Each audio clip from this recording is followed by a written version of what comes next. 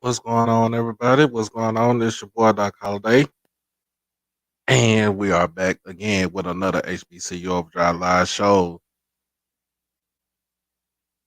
aka Saturday Night Live with Doc and SheLovesThee. Make sure, if you haven't done it by now, make sure that you like the stream. Make sure that you comment and share it with people. Also, make sure that you subscribe, become an exclusive member. Hit the join button for only $4.99, y'all. $4.99. What's going on, Mr. David Williams? What's up? What's going on? So, Lauderdale, what's going on? What's good? See if my co-host is coming on here.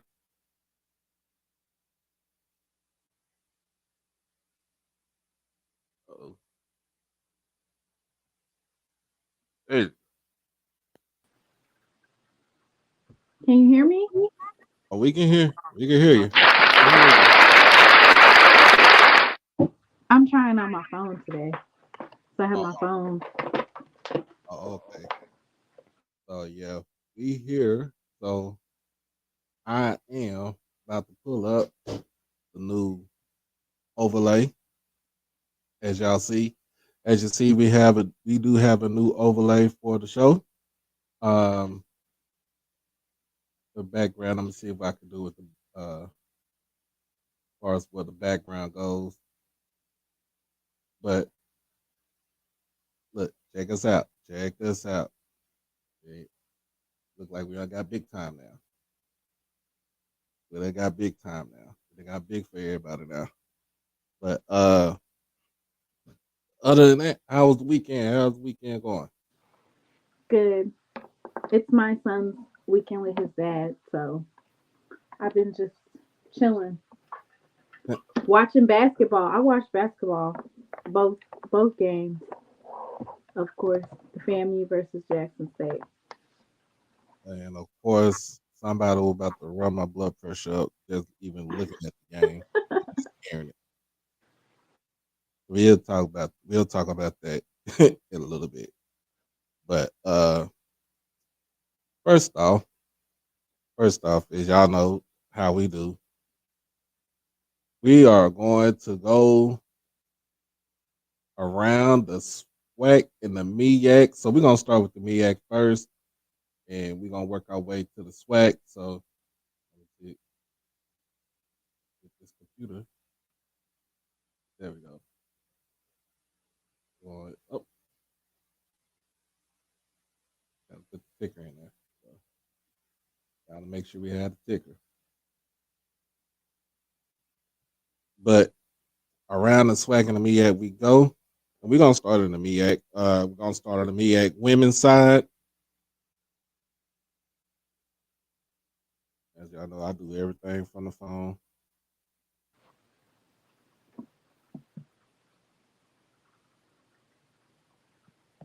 I do everything from the phone. Let's see what we got. Oh, you got it already for me. Oh no, don't bring that one back. That's just so I can share the stuff. Oh, well, my bad. Right. I'm gonna pull up the what is it? You said MEAC? Yeah, we're gonna go to the MEAC first. All right.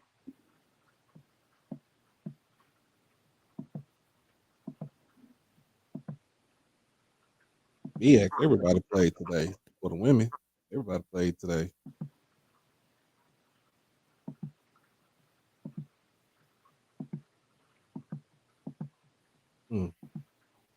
Okay, so I shared the screen, or I put up the women's standings. The women's standings. Yeah. Right. As always, there we go. So for the women's standings, we still have. Got the other stuff going on over here. I'm gonna take this layoff. You might have to take that overlay off. Yeah, I'm gonna take it off. But still, we still.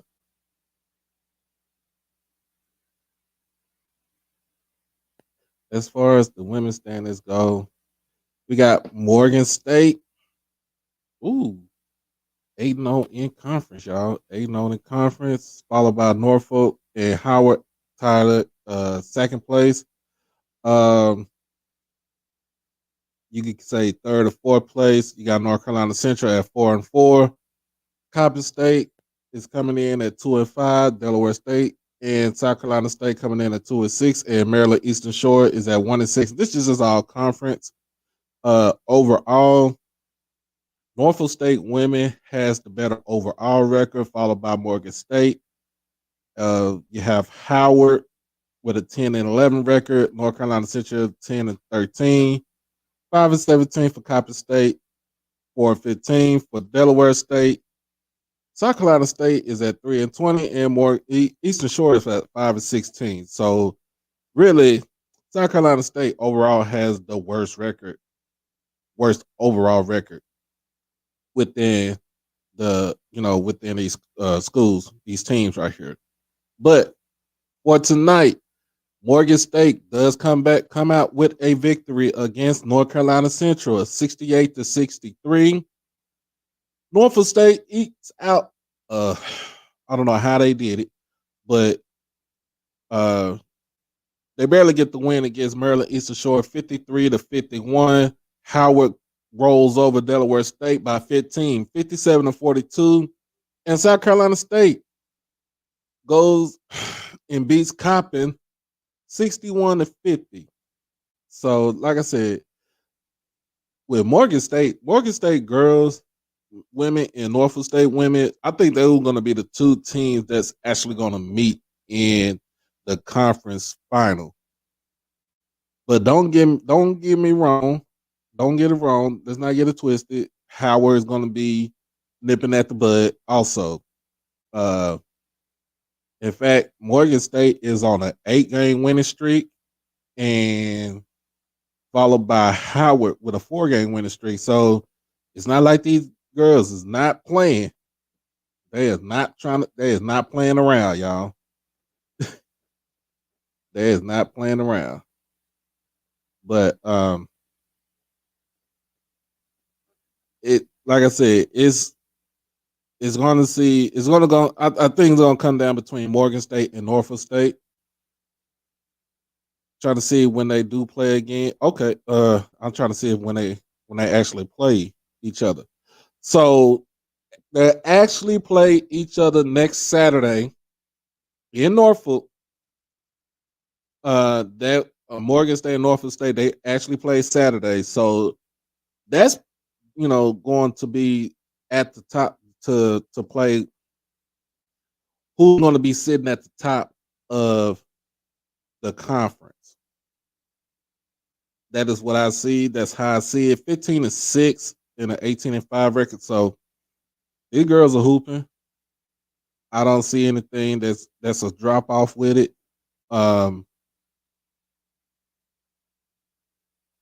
It just come down to how will they be seated for the conference tournament? Who will actually finish off the conference? So how many get to go to the tournament? Is it 6 or 8? How many? Well, all of them are qualified. Well, all of them qualify for the tournament because it's only 8 teams. Okay, what about for the SWAC? It's different though, right? They're only taking 8, right? The SWAC is different. No, I think they take 12 because all teams in the conference tournament they go. It's just that probably the top 2 teams will have a bye week. I'm not a bye week, but a first round bye. The first round bye. Yeah, I'm thinking about football. Let you know I'm ready for football to come back around. But yeah, when it comes down to this, like Norfolk and Morgan is going to be neck and neck with each other. I So thought it was top 8. Yeah, Lawrence said that it's top 8.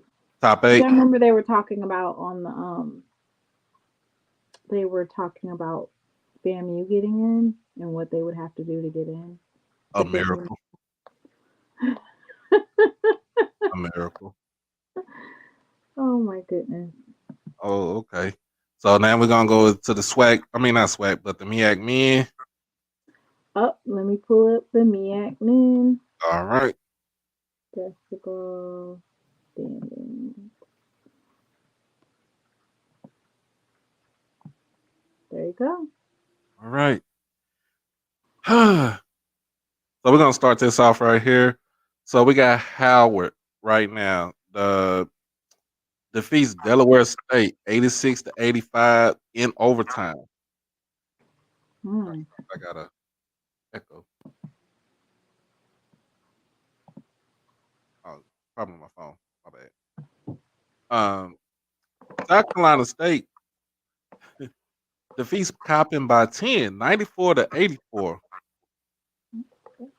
Norfolk State beats Maryland Eastern Shore 76-73, and North Carolina Central beats Morgan State 83-63 by 20. Oh my goodness! And so for the standings for the MEAC, you got Howard still sitting at number 1 in the conference. This is just conference play, y'all, at 7-1. Tied for second place is Norfolk and Eastern Shore at 6-2. Tied for third place is North Carolina Central and Morgan State at 4-4. Delaware State comes in at 3-5, and pushing in last is Coppin State and South Carolina State at 1-7. So overall, you have Norfolk still leading overall 17 with a 17-7 record. You followed by Howard with a 15-10 record. Which Howard, I'm gonna tell you just like this: Howard is on a 7-game winning streak, y'all. Whatever Coach Blakeney is doing up in DC, he needs to continue to do it. He needs to continue to do it. Norfolk is also on a 4-game winning streak, so that's a good thing right there. Also, Eastern Shore is 14-9. Central is 11-11. Morgan State is 12-12. Delaware State 5-18. Coppin State 6-19, and South Carolina State coming in at last at 4-20. I'm gonna say it just like this, y'all. For Coppin State, because they got too much stuff going on with them, I think Juan Dixon is out of there. You talking about the text message debacle? Yeah, I'm talking about the Or catfish. the It was the I don't know what catfish. it was. It was the catfish debacle. Yeah, I think he's I'm out trying there. to figure out why he wasn't fired immediately, but okay. I don't know, but it is the game is to be sold and not to be told. But we don't know. Um, we won't know until they say something about it.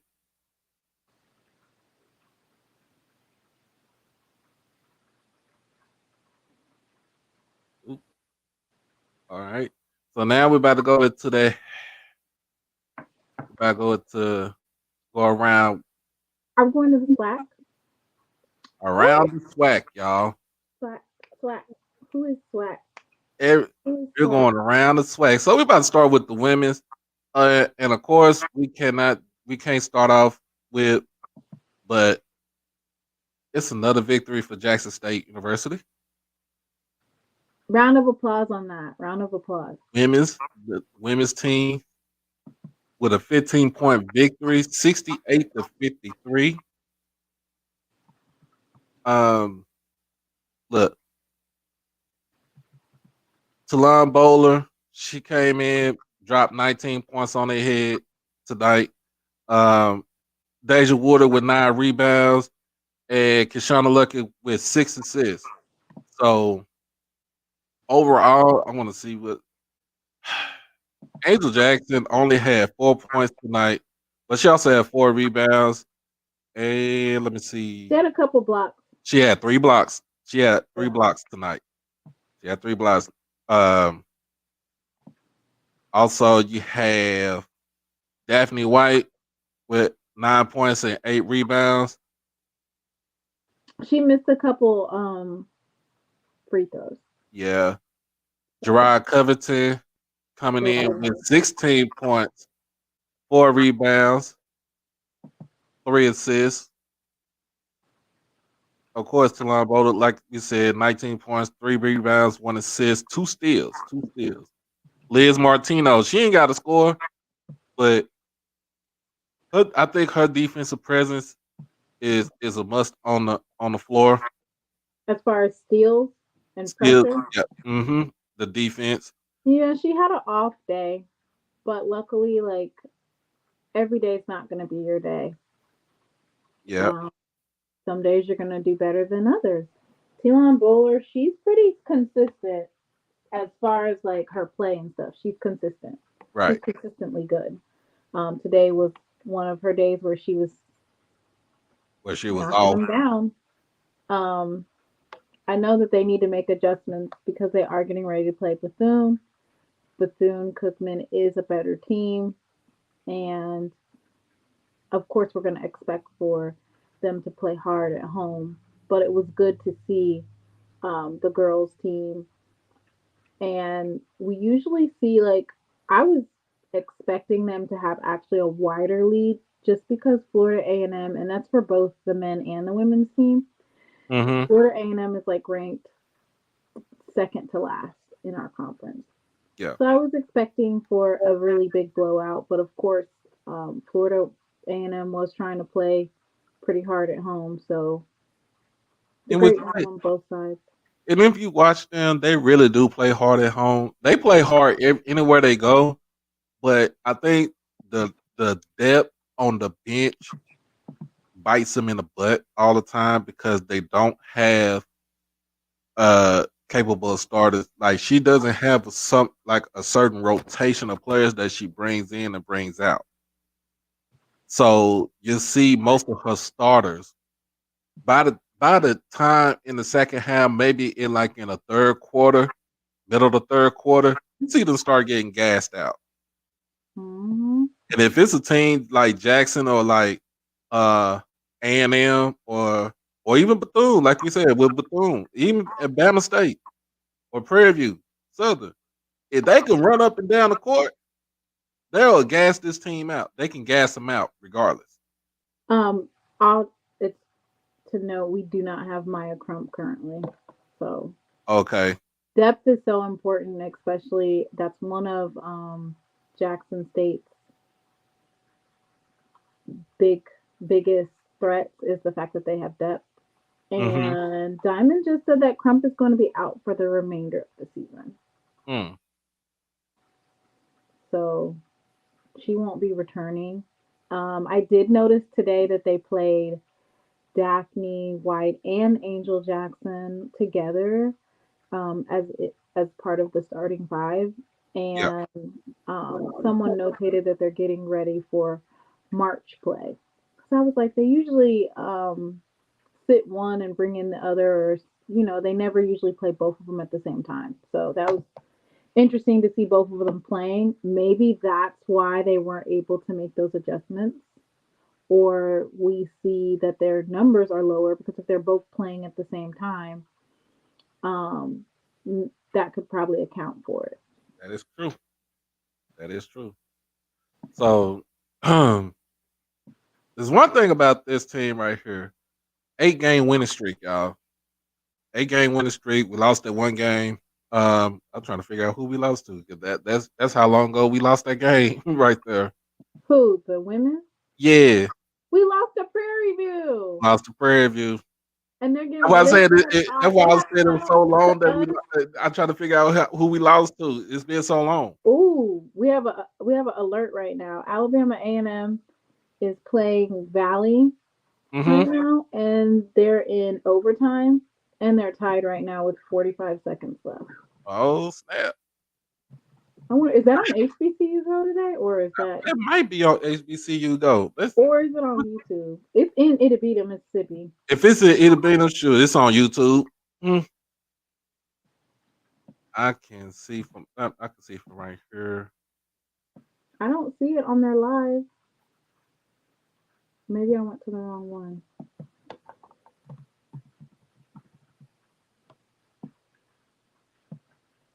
But They yeah, are. It's down to the wire. And you know, this will be a really big win for Valley.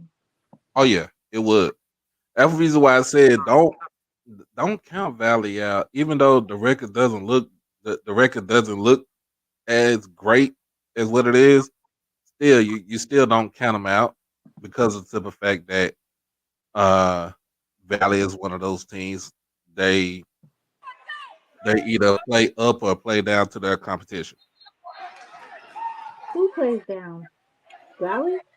Valley, yeah, They play up or play down, but they're at the bottom, so they'll always be playing. Well, for this particular season, they're always going to be playing up, correct? correct.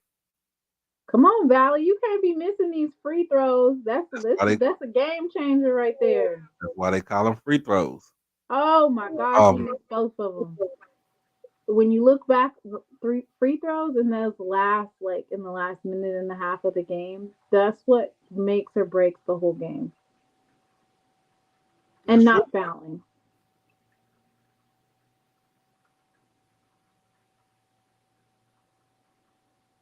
He stepped out.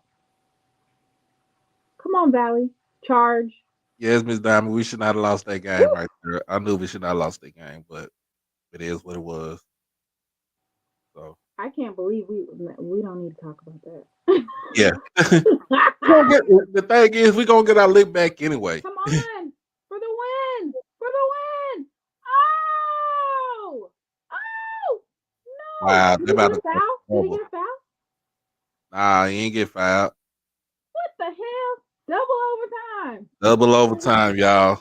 Man, he should have got a foul. He's supposed to draw the flat foul, like run into him, not hard, but run up to him. Double overtime. Dang, you that he had a chance to put that whole game away. See, He really did. He really did. all right. Well, we'll check back in again.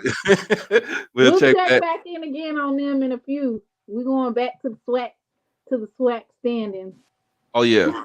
Oh yeah.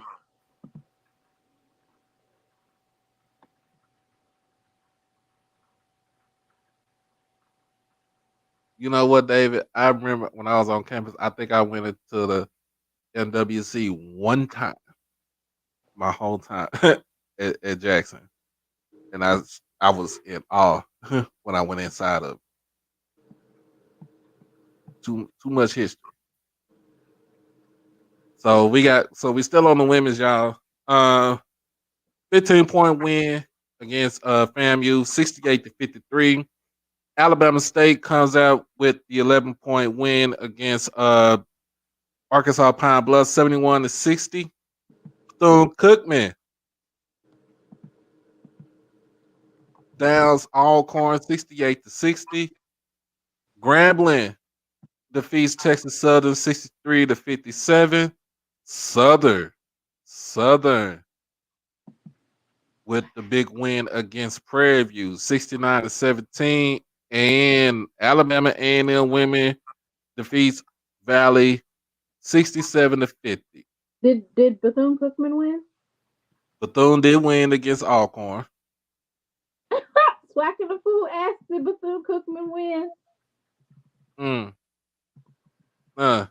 So as you see the standings, as y'all see the standings right now, Jackson State sits at 11-1 in conference. 11-1 in conference. Followed by Alabama A&M and Bethune Cookman at 9-3. Alabama State sits at fourth place with an 8-4 record. Tied for fifth would be Prairie View and Southern at 7-5. Pine Bluff with a 6-6 record. Grambling with the 5-6. Alcorn. Moving down some. Oh, okay, let me get the all corn. Alcorn with a 5-7 record in conference play. FAMU 3-9 in conference. Texas Southern 1-10, and Mississippi Valley is coming up in last at Oh my 4-12. gosh, that is so terrible. 0-12. So, Sheesh. I would not want. You don't want to be. You do not want to be on that team. hey, Black and a Fool said his women need some help. They need some bro, milk. they need some milk. They need some milk. You You know might, what? we might well go on and I bring just him on the show laugh too, because man. Shoot, because when Jackson State he owe me. lost to Prairie View, I was sick for about 4 days. I couldn't be sick for 4 days. Black I and the was just Fool. sick for He said I they was need just a sick for gallon one of day, milk. and it said shit. Let's get this shit rolling. Keep this shit rolling. Okay, are we going to the men's side? Yeah, we're going to the men's side. Uh-oh. He said they Uh-oh. need a gallon of milk. Lord. Not a gallon. A gallon. Let's go ahead and get these men. Ooh. What is Alcorn doing? Uh, No wonder SWAC and a Fool is over here beating his chest. hey, come on. Hey, I'm about to put the link in the chat. Come on the show, man. Yeah, he needs to go ahead and pop your shit about Alcorn State and their 10-2 conference play. Oh, Okay, come on. You got your shirt ready? Come on then, bro. We got it. We got you. Didn't have time. You owe me a bit either That way. makes a difference. That definitely makes a big difference. The inability to recruit, that's crucial. So we're going to give her some more time to develop. We'll give her a chance. We'll give her a chance. Yeah, we're going to give her, she needs some time to develop. Well, let's see. Well, we already know one game is at overtime. There's 2 overtimes now. We got these Negroes ran my blood pressure up this earlier today. And we talked about Jackson State and FAMU. Didn't we beat Alcorn at home? I did. know SWAC and the Fool was sick when that happened, boy. We did. We did. I know we were sick. You might well go. Yeah, come on and go on the show, did they man. beat Southern? Did Alcorn beat Southern? Or I don't know yet. I have to see. Now, look at Jackson State. We're still in 4. Yeah, you're still in 4, but But we beat Alcorn. God dog it, man. They can run my blood pressure up. Just watching that game. Just listen to the game. Can run your blood pressure up. So yeah, it's not if you are a Jackson State fan of the basketball team, they do this thing where they are up 15 to 20 points for the first half, and going into the locker room, I don't know what it is. Somebody mentioned that they don't switch out their starters enough as they should to give them that break. yeah. They don't have Mansell is their main big dude in the back. They don't have another one to match it. So Jackson State is 7-5 in conference play right now. 8-17 overall. So Diamond thinks that it's because of the coaching. Coach Mo Williams is not on top of the coaching. You have to switch up your starters. You can't play them all game because they get tired out. Yeah, but he also got to recruit too. Yeah, but he needs some big men up at the back. He doesn't have enough. Yeah. Now, mind you, versus FAMU, they didn't have an answer for him, but it literally took the last 3 or 4 minutes of the game for them to realize, stop trying to shoot. The next person that shoots a 3, they need to go do suicide. For every 3-point three-pointer, you need to do 5 suicides. Because why are you shooting a three? FAMU is getting the threes, and you're trying to go down there and flex, but you don't have the range. You don't have a shooters. Shoot Right. mid range. Shoot mid range. You don't have the answers, Sway. Like, you don't have the answers. Give the ball to Mansell. Yeah, he played 35 minutes, y'all. Had 24 points and 7 rebounds, 2 assists. He Tyron, my also man, had don't you 1 gotta play block. Bethune? So it's to me, to, it, he don't have he doesn't have the depth on the bench, and he got to recruit. Yeah, we played a we played a we played a tremendous out of conference record. I mean, out of conference schedule, but I but definitely agree about the mid range shooting. Like, there's some shots that they missed that it's just like, go do five suicides because how did you miss that layup? Go do five suicides because how did you miss that jumper right there? That jump fade. There was barely anybody even contesting that shot. How did you miss it? so I'm gonna read off the non conference. So the early non conference games we played. So we played Abilene Christian. We lost to them by 9, 65-56. We go up to Tulsa. We lose to them by 6, 85-79. We lose by 3 to Little Rock, 94-91. We go up to Michigan, to Ann Arbor, to play against Jawan Why are Howard and you his reading crew. these abysmal? These stats are abysmal. Jawan Howard and his crew. So the first 4 games we stayed competitive. And then when we go to Indiana, we get blown out the water. And then we go to Miami, Ohio. They beat us by 17. The first 4 games for Jackson State, we were competitive in. The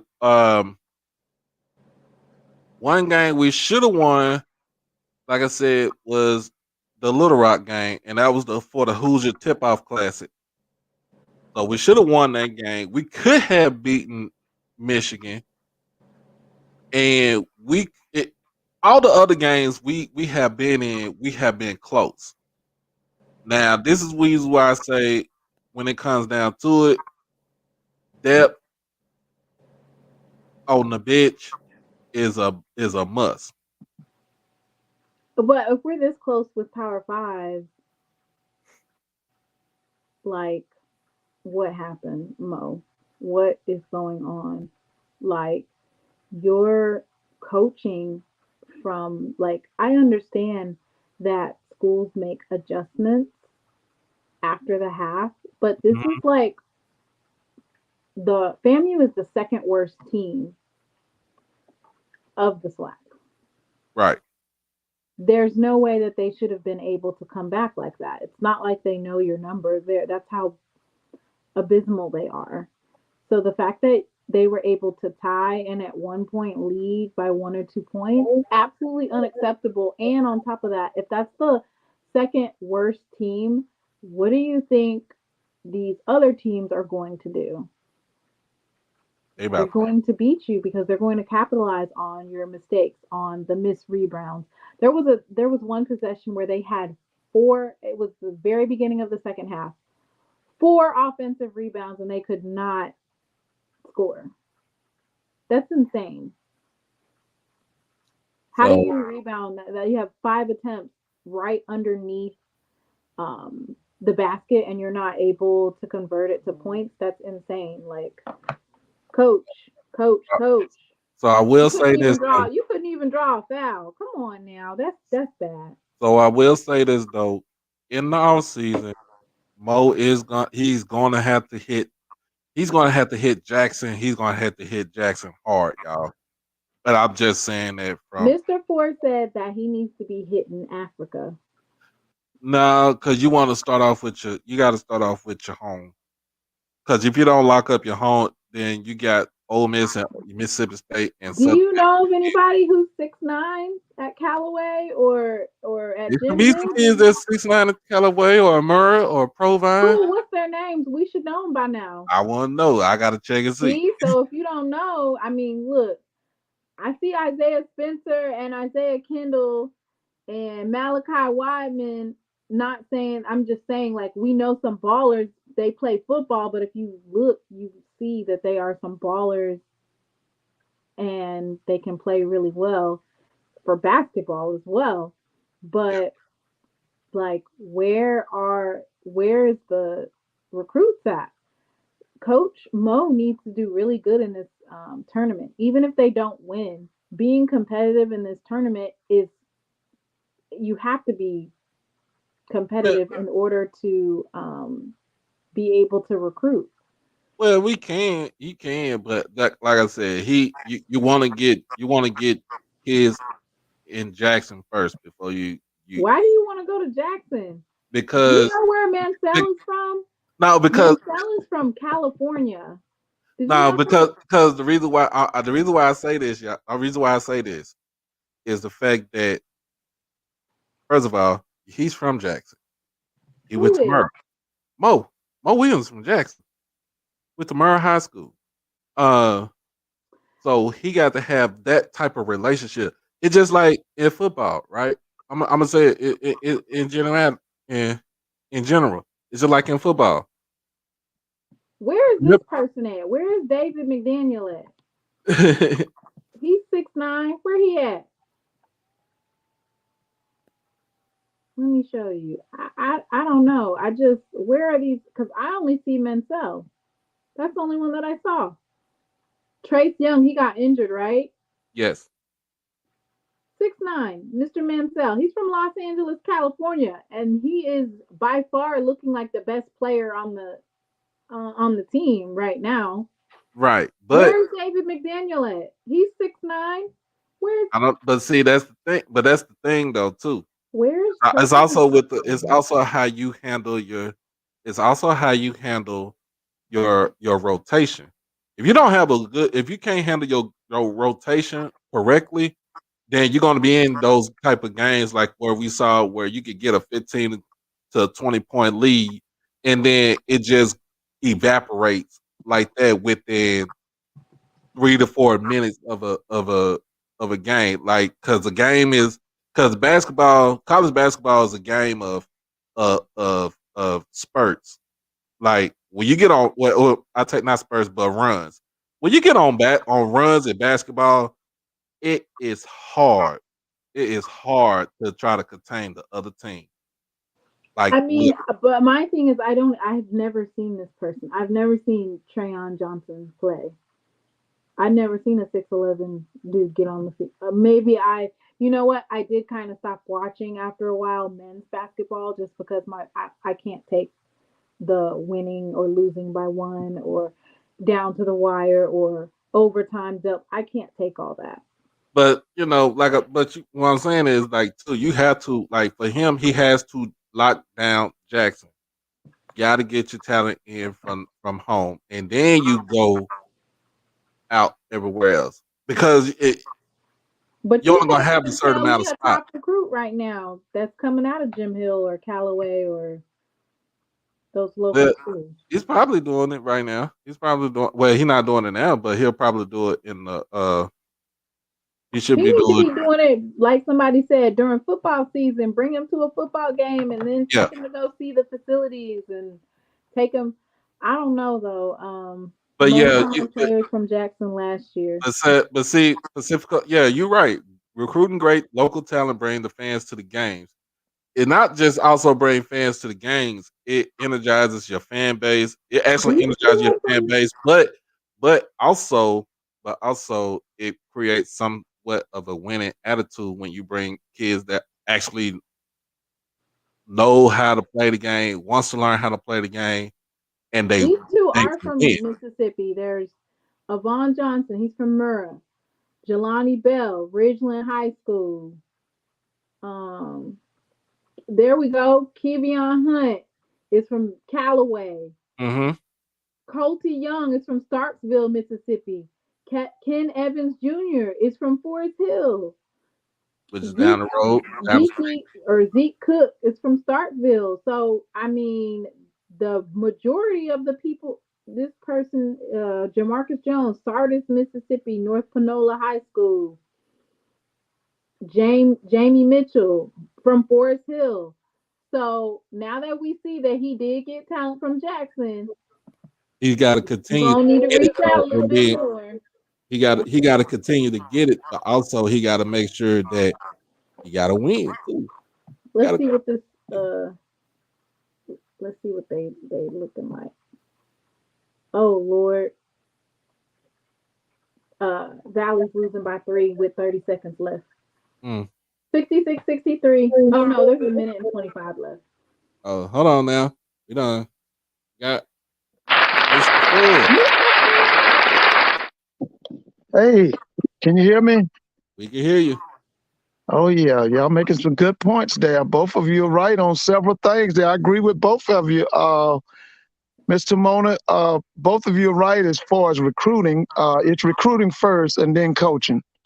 It's personnel always. Anytime it's college athletics, it's always personnel. That means recruiting is first. But one thing is, the SWAC does have to do a better job of coaching us. And the things you were describing, Mr. Moan, that's also Southern's problem. They don't have big people.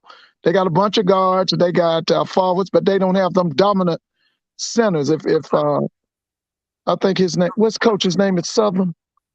Sean Woods. Yeah, Sean would be top 50 if he had some big men. He don't have the dominant big men, but he's got some guard play. Now, I personally think Jackson State's biggest problem is guard play. Yeah. It is. It ain't the inside, but we also need more than one Mansell. There's no way that he's playing for 30. How many minutes? 35 minutes? 37. 30? That's ridiculous. There's no way you should. I mean, it's 40 minutes in a college basketball game. He played the whole game, and he played the whole game. They needed him the whole game, and guess what? FAMU is second to last in rankings. So can you imagine if they're Mr. Mona, you asked where the 6'9s, they're on the transfer portal. If you're looking for 6'9s, you need to go to the transfer portal. Mm-hmm. We need about 2 of them. You do. Jackson State, which Angel, I think Angel's, I don't know if she has one more year. Like on the women's side, we have Angel Jackson and Daphne White. I call them the twin. Well, you got the best coach in Black college women's basketball. Mm-hmm. Let's make sure we know that. And I hope they paying her. Huh? She rotates. Yeah, that lady's got a vision and a plan. Listen, y'all are blessed to have Miss Tamika Reed. You really are. She has a vision. She has a plan.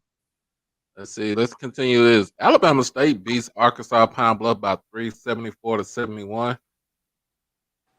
Now, doesn't Pine Bluff have a lot of players from the transfer portal? They do. On the women's side and men's side, too. Yes, I know on the men's side. Because that's getting to be a hole up there. Huh? Oh, God. Sorry. I'm watching the Valley game. Don't not watching it? I'm looking at it. 35 seconds left, 68-66. Alcorn with the victory over Bethune, 76-74. Grambling beats up on Texas Southern tonight. The men, 65-46. That's another team with guard problems because he's got too much talent to be getting beat up like that. Yep. They got some players out there at Texas Southern, but he don't have the guards. And a lot of people understand you ain't winning no championship without guard. You got to have absolute great guard play. Yep. And Southern with the convincing win, 14-point win over Prairie View, 79-65. Was that televised today? I didn't even see if it was televised. Oh, okay. Who was on HBCU Go today? I don't even know who was on. Alabama State. Alabama State. Okay.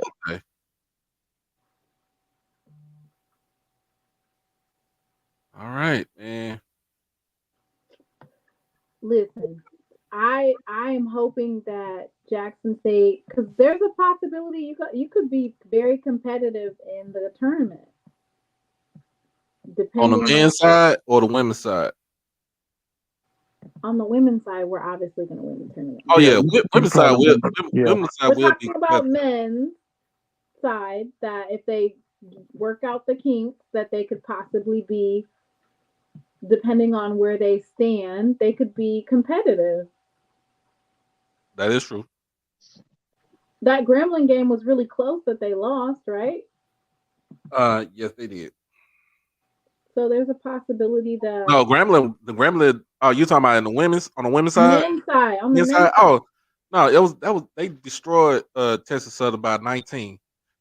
No, I'm talking about Grambling versus Jackson State. It was a competitive game. Oh yes, it was. It was. So Grambling is currently ranked second, along with Southern. Oh, they're tied. So we are in third place. Mm-hmm. Okay. But yeah, it's a lot of it's still a lot of parity. And like I said, this is just the second swing of the conference schedule. So they're playing the next the next 10 games for conference. Basically to see you're playing for seeding now in the conference tournament. Right. That's all it is. You're playing for seeding in the tournament in the conference tournament, and then you win the conference tournament. Sure, more than likely not because of your record. I mean, more likely it's going to be because of the record. I hate when they do this. They're going to make them a 16 seed, and you have to play in the play. You have to play the play-in game. So I don't really like that. I don't appreciate that.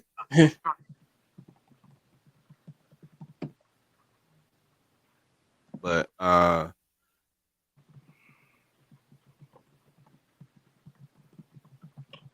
right. What else do we have next?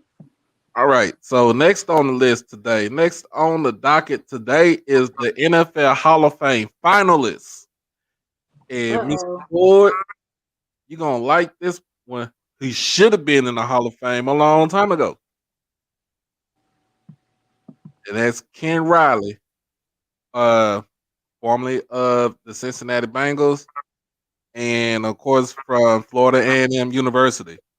Now he did start off as a quarterback at FAMU, and when he got to the Cincinnati Bengals, they moved him over to cornerback.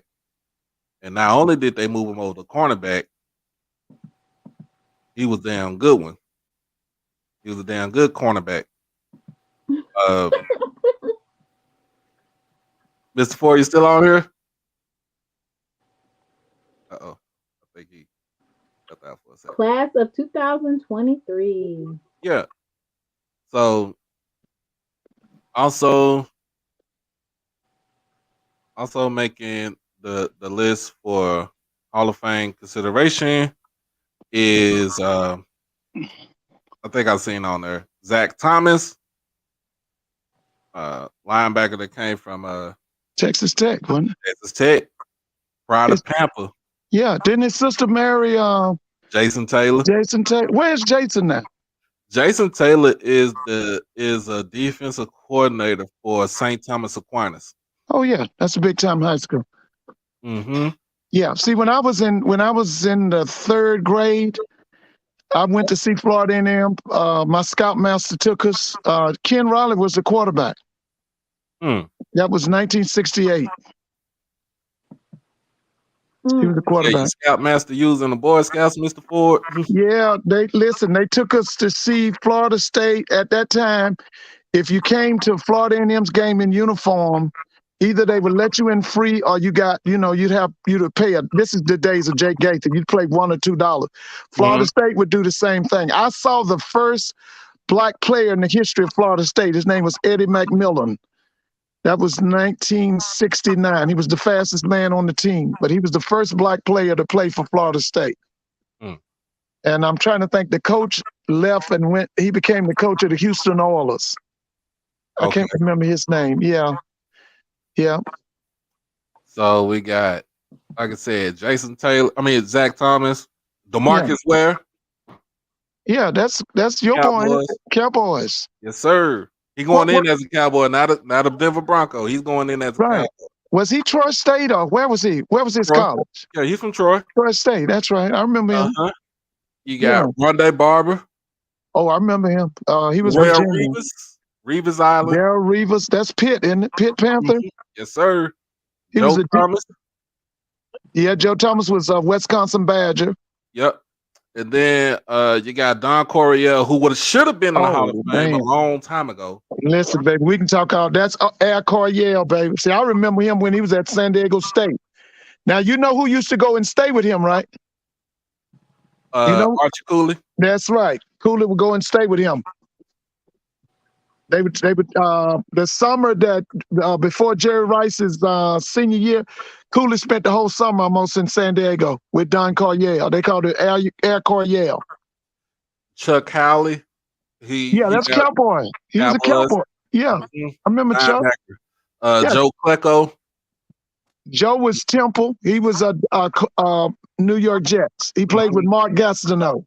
Yeah, and then Ken Riley. Of course, we just said that Ken Riley from Cincinnati Bengals, who is like second in interceptions with 65. This is long overdue. This should have been done 10 years ago. Thank you. This is long. Listen, them people at Prairie View, I keep saying this. I'm going to keep saying it. Y'all got to go and let them folk at NFL know they got to let Otis Taylor in. It don't make no sense for Otis Taylor not to be. Just like Jackson State got to go and tell them people, Roger Goodell, y'all had him at the game. You should have told him Harold Jackson, Jimmy Smith should be in the Hall of Fame. Yep. We don't want no mess. Don't come here talking about you got a nephew and all that. Let's talk business. So, what about Devin Hester? Oh, he was Devin Hester should have been. Him in college. He should have been first ballot just because. Did he make it? No, he didn't make it. Because he played here in Atlanta for a while. He was electrifying. What did he do to? He was a punt and kickoff returner. He played. I know that, but why do they keep saying that he's getting like? What did he actually do to the NFL, or what did he do to these? Oh, he was. Listen, he was one of the biggest playmakers in the league from the special teams point of view. Yep. Wherever he went, that dude made a difference. He came to Atlanta. I'm talking about what do they have against him? What are they? They don't have anything against Devin Hester because he never got in trouble like that. No, he never got in trouble. It was to me. It was just that the way that they was doing this, like they've been picking the finalists. They picked from a certain era that these players played in, like okay, so you got Ken Riley. Ken Riley was, like I said, we've been like Mr. Ford said, Ken Riley is long overdue to be a Hall of Famer. Yeah. If you, I'm gonna say it just like this, Timona. You are number 2 or number 3 in interceptions as a cornerback, or probably number 1 as a cornerback with 65. So from the time he was drafted from 1969 to 1983, he spent his whole entire career with one team, and that is the Cincinnati Bengals. Single thing. So he played under played under Papa Brown. Yeah. Also Paul Brown. Paul Brown, who also founded the Cleveland Browns. Yeah, and the other guy that loved him was Homer. Was it Homer? He became the general manager at Georgia Tech. Homer Phillips? Homer? Oh, I can't even think of that man. This guy was from North Carolina somewhere. He coached up at the Cincinnati Bengals too. Yeah, I can't think of that man's name. So let's see, you got Willie Anderson, who's also a Cincinnati Bengal. He was awesome. He's from Alabama. Jared Allen. Jared Allen, I wouldn't put him in yet. I'll probably put him in next year. Dwight Freeney. I remember him. Freeney, I will put him in Syracuse. next year. Yeah. Torrey Yeah. Holt, Torrey Holt should have been in last year. Yeah, Terry he could play. He's North Carolina State, wasn't he? Uh-huh. Yeah, I remember him. Andre Johnson. Oh, he's a man. He is pretty much the all-time leading receiver for the Houston Texans. Yeah, he was UM too. Mm-hmm. So he should have been in. Yeah. He should have been in last year. I would say this. He should have went in that last year. Him and Reggie Wayne. I'm looking at Reggie was the truth. Reggie Wayne should have been in last year. Patrick Willis. Patrick could play. He has a slight on him because he only played 8 seasons in the league. But he's a Hall of Famer. But he's a Hall of Famer. Yeah, he was a Mississippian. He played for Ole Miss. Yep. I remember Patrick. Yeah. Albert Lewis. Oh, Snow was the truth. He was Grambling. Yeah. Kansas City, and then I think he went to the Raiders. So you have a lot of players that have been pretty much I wouldn't say snubbed, but they only gonna go with people that they in certain eras. Yeah. And so if somebody been in the era from like not the 60s or the 70s, then they will be considered on the senior committee will probably bring them in. Well, don't forget now, most of them people who select this stuff, whether it be the Baseball Hall of Fame, the Basketball Hall of Fame, the Football Hall of Fame, the NFL Hall of Fame or the college football, them old white men who racist, and then they got a quota system going. So it ain't gonna never be right. Because I'm just telling you, if you look at all of them men that's in that Hall of Fame, the majority of them can't touch Otis Taylor. Otis Taylor was the truth. Right. Yeah, straight out of Prairie View. And you talking about Albert Lewis. Albert Lewis played with Everson Walls. They were all at Grambling together. Doug Williams' brother, Mike Williams, was the quarterback. They had a boy who they thought was going to tear the NFL up. His name was Trumaine Johnson. Mm-hmm. He was from Baker or Zachary, I think from Baker, Louisiana. He has a son who went in the league. I don't know where he is now. But that guy, Trumaine Johnson, he was the truth, man. Oh, yeah. The Blue said Devin Hester should have been the first ballot. Yeah, he should have been first ballot. I'm telling you. Listen, is he in the College Hall of Fame? Because he should be in the College Hall of Fame. Yeah, he should be in the College Hall of Fame. Because the first time I saw him, he was like a bolt of lightning, baby. He was UM when UM was UM. Everson Walls and Leslie Frazier should be in the Hall of Fame. Yeah, Frazier was all corn. You're right. And Frazier played with a boy named Rodnell Young. See, now, they used to battle against a boy named Perry Harrington. Perry Harrington went to, he was Jackson State. He went to the Philadelphia Eagles. Mm-hmm. That's when y'all used to run them 3 backs. Jackson State back in then, this when I was in college, they ran the wishbone.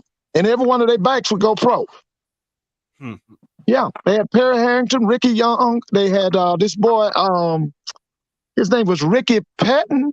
Was it? Yeah, Ricky Patton. Yeah, he went to he came to the Falcons. He got his rings with the 49ers. Yeah. Yeah, Perry Harrington went up there with Ron Jaworski now. He was a big back, but he had sprinter speed. Them cats would play they would play Tennessee State in the vet back then, man. They'd have 50,000 and 60,000 people there. Yes, sir. Them used to be some class back like 80 and 81. Somebody said Roddy White.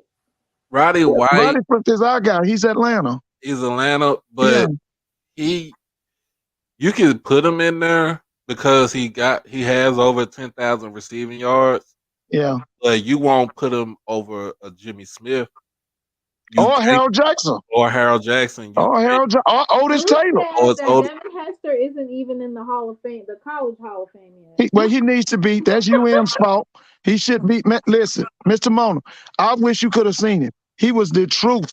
He would open up the game with a kickoff return, pro archaics. He would listen. He would have everybody going crazy. He was electrifying.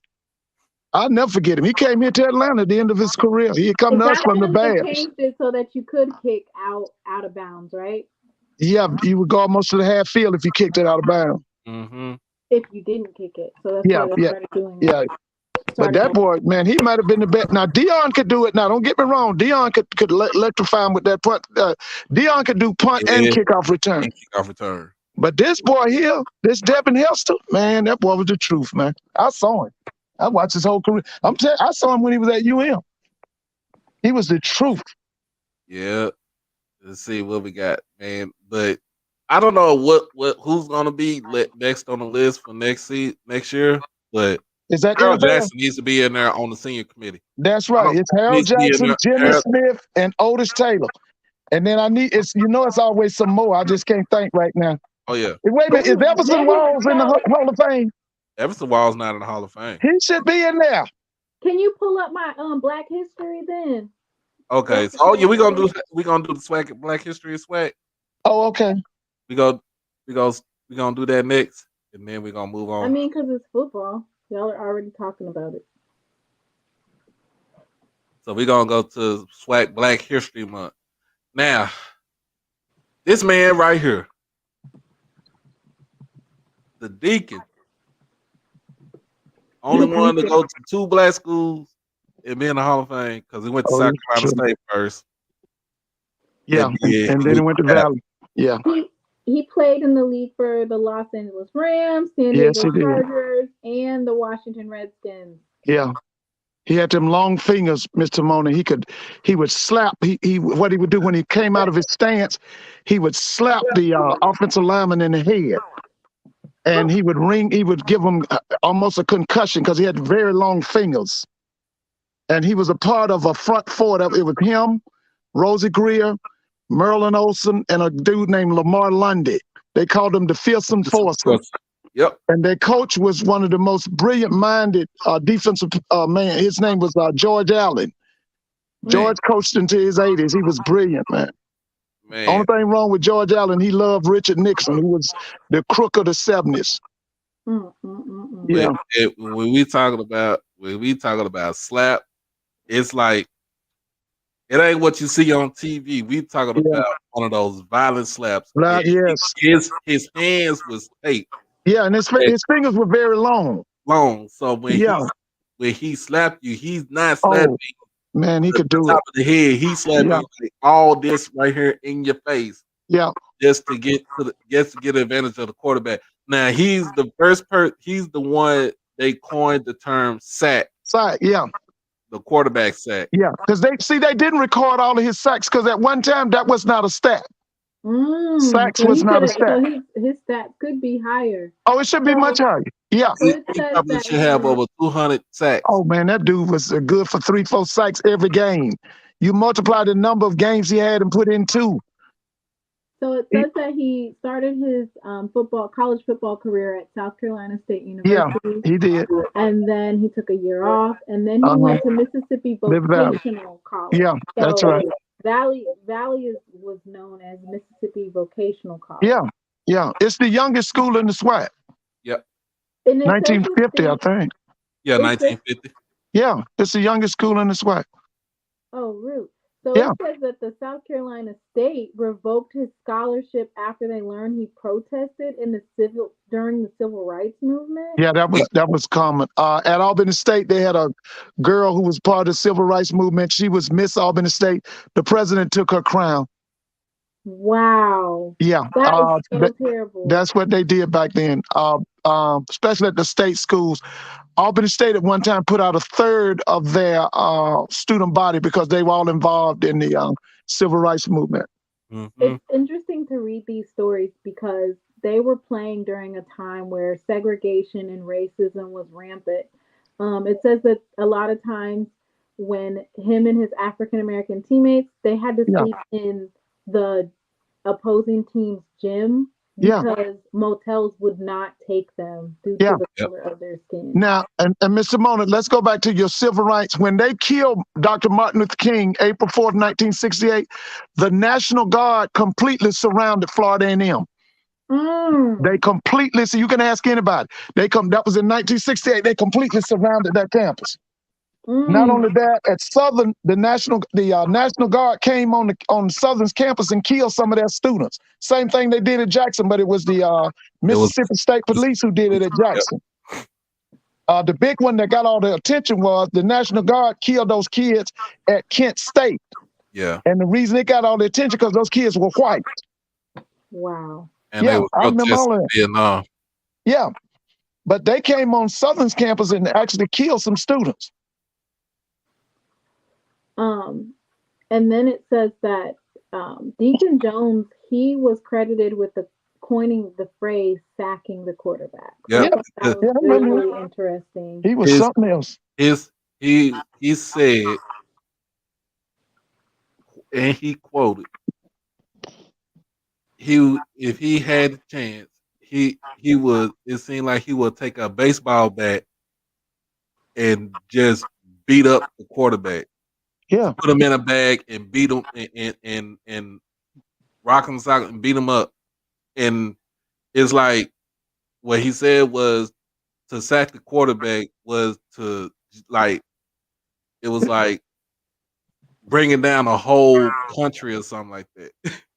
Yeah, like he had a whole phrase for what he said. It's interesting for what he said. Like literally. Yeah. It says you take all the offensive linemen and put them in a burlap bag, and then you take a baseball bat and you beat on the bag. You're sacking them. You're bagging them. That was him. And that's what you're doing with the quarterback. And that's how he talked too. And he did not care. He didn't even care. They would be.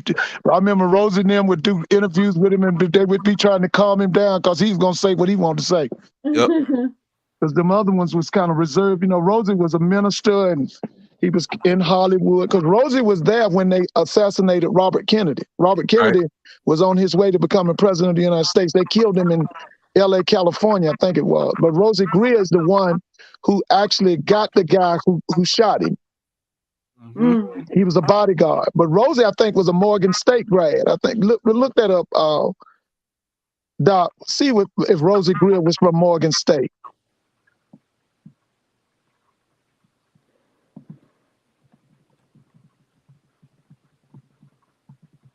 Is that Big Hands right there?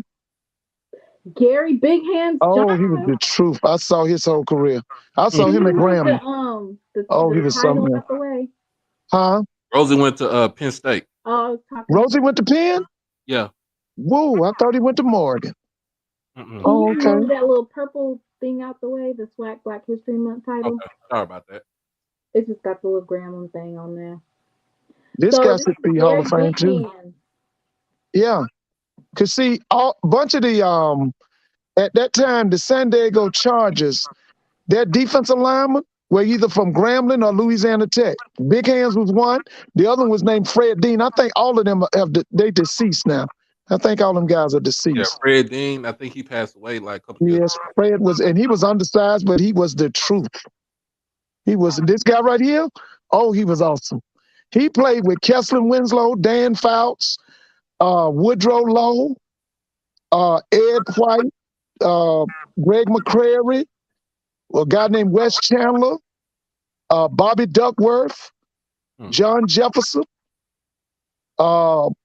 That guy was named Chuck Muncie. They had a killer squad. They never won the Super Bowl, but they had a squad out this world. That was Don Coryell's team.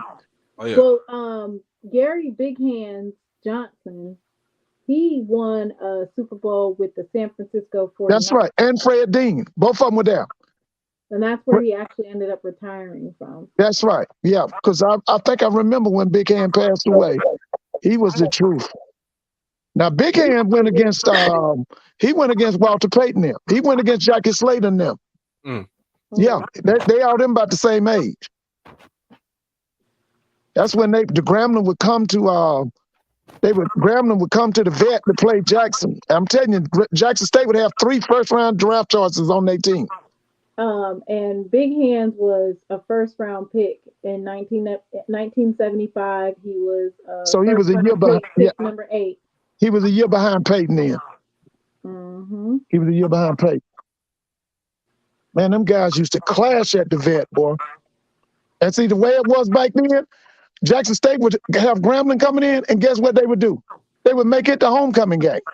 Mm-hmm. Yeah, they would make it a homecoming. That's why I told you, see, when I was growing up, a homecoming game wasn't playing Virginia Lynchburg and Edward Waters. It was a good game. Mm-hmm. That and them SWAC schools, they like you know how Jackson and Alabama State played for Alabama State's homecoming. Yeah. That was common back in the 70s. That's the way they did it. Sometimes homecoming would be a championship game.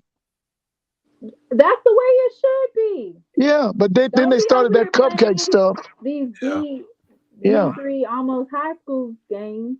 Yeah, that's what I'm saying, which is not fair. Because like I told you, after Mr. Cameron said what he said, I went and talked to some FAMU people. They was, listen, I can't say what they were. But listen, they don't like that mess about no West Florida and what that other school you told me, Lincoln, California. They hot about that now. I heard Mr. Cameron with, and they FAMU don't care about this and all that. Them people up here is hot about that schedule now. They hot about that home schedule down in Tallahassee. Fish grease, and they better. And what he say? You better beat Jackson State. Yeah. Oh man, I remember this guy here. So we're gonna go. Yeah. We're gonna go to take a break, and we're gonna go to baseball. Oh yeah, I remember him. Lou Brock. Hey. Lou Brock. He was. See now, what's lost in history is when he was at Southern. Southern won a national championship in baseball in AIA. That was 1959. Okay, this guy was from Arkansas. Because see, people don't know this, but back in the day, Grambling and Southern recruited heavy in Arkansas. They would get a lot of players out of Arkansas. I can see Grambling getting a lot of players out of Arkansas. Southern did too. Because how close it is, though. Yeah, Southern did too now. Both of them would recruit heavy out of Arkansas. Lou was from Arkansas. Now, Lou, I never forget the first World Series I watched, 1968. Lou and them went against the Detroit Tigers. Lou was the black superstar. They had one named Kurt Flood, who was very famous because he's the reason them boys making all that money in baseball. This was Cardinals, right? That's right, Cardinals. They had the best black pitcher in the major leagues. His name was Bob Gibson. Bob Gibson. And because of him, the white folks said, if we don't do something about that mound, this Negro is going to dominate baseball from now on. So they changed the mound just like they did when Wilt Chamberlain came along. They changed the lane. Okay, when Tiger Woods came along, they changed the Masters. And when Bob Gibson came along, they changed the pitching mound. Yep. Yeah. But they were legendary, man. They went against a team from Detroit. They were called the Detroit Tigers. They had two black players. One was named Willie Horton. The other was named Gates Brown. Gates Brown had been in prison and had come out of prison and made the Detroit Tigers. The other players were Al Kaline. He was probably the best player. Bill Freehand. Yep. The last person to win 30 games. He was on that. Denny McClain. Denny McClain, the star of that series, he was a left-hander named Mickey Lolich. Yeah, Lolich ended up he didn't own it. I think he ended up owning the team for a little bit. Well, Mickey got off into softball. You know, softball got started in the 70s. After his career was over, he started spending a lot of his money in softball. Wait a minute, I take that back. I'm thinking of not Lolich, I'm thinking about Illich. Illich is the family that owns Little Caesars Pizza. Yeah. But Lou Brock, I'm gonna tell you, Lou Brock was the stolen base king. He broke Mark Wheel's record. Yep. Now you know who broke his record, right? Oh, Rick. Brock produced Mr. Ford. You know who broke his record? Mr. Ford. Yeah. I was in Oakland. I was living in Oakland. I was living in Oakland when he broke that record. Listen, and you know, and see what makes me mad is they try to act like he never played. And that dude dominated baseball. Ricky Henderson came in and took over baseball. He would lead off the game with a home run. So it says that in 1969, Brock produced 6 consecutive seasons with 190 hits or better. Yeah. It says that he broke a record set by Ty Cobb in 1973 when he stole his 50th base of the season. Right. Marking the 9th time he had stole 50 or more bases in a season. That was him. Good Lord. Yeah. And I think he broke the record at 104. Yeah, Ricky came along and went for 120? Yeah, Ricky was a whole nother animal when he came Yeah, he was. Because see, Brock was still in second. Ricky was still second and third. third. And then Yeah. if he wanted to steal home, he'll steal home too. Yeah, Ricky In was something else, man. 1974, he ended the season with a new major league single season record of 118 stolen bases. That's right. And then Ricky broke that later. So And now they try to act like Rick. total, Now, he, the last part of his life, they amputated his leg. He was a diabetic. Who, Lou Brock, Yeah, right? Lou Brock. Yeah, he was a diabetic. I think they did honor him at Southern. I'm not sure. I got to go back and ask somebody. But just look it up. He was on a national championship at Southern 1959. They won the NAI. Because another thing is that they don't tell you, Lou Brock was actually first brought into the major leagues by the Chicago Cubs. Yeah. The Cubs traded him to the Cardinals. And Ernie Banks was. Yeah, Ernie Banks. That other man, it was a second baseman. He was a black guy. The other big timer was from Mobile. They called him Sweet Swinging Billy Williams. See, Billy grew up with Willie McAfee. He grew up with Cleon Jones. Cleon Jones and Tommy Agee. They helped the Mets win the '69 World Championship. Mm-hmm. Yeah, that's when the Mets had Tom Seaver. Yeah, with Tom Seaver and a rookie, Nolan Ryan. Yeah, that's right.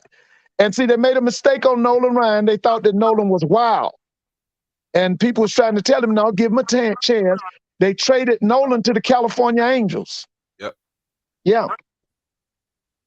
And then we got Super Six. The last part of the Black History Month session for great SWAC Black History is the Super Six, the SWAC. Yeah, they were all from Texas, weren't they? Yes, sir. It was. Yeah. So Wiley College, Prairie View. Mm-hmm. Was Texas College in? Who else was in that?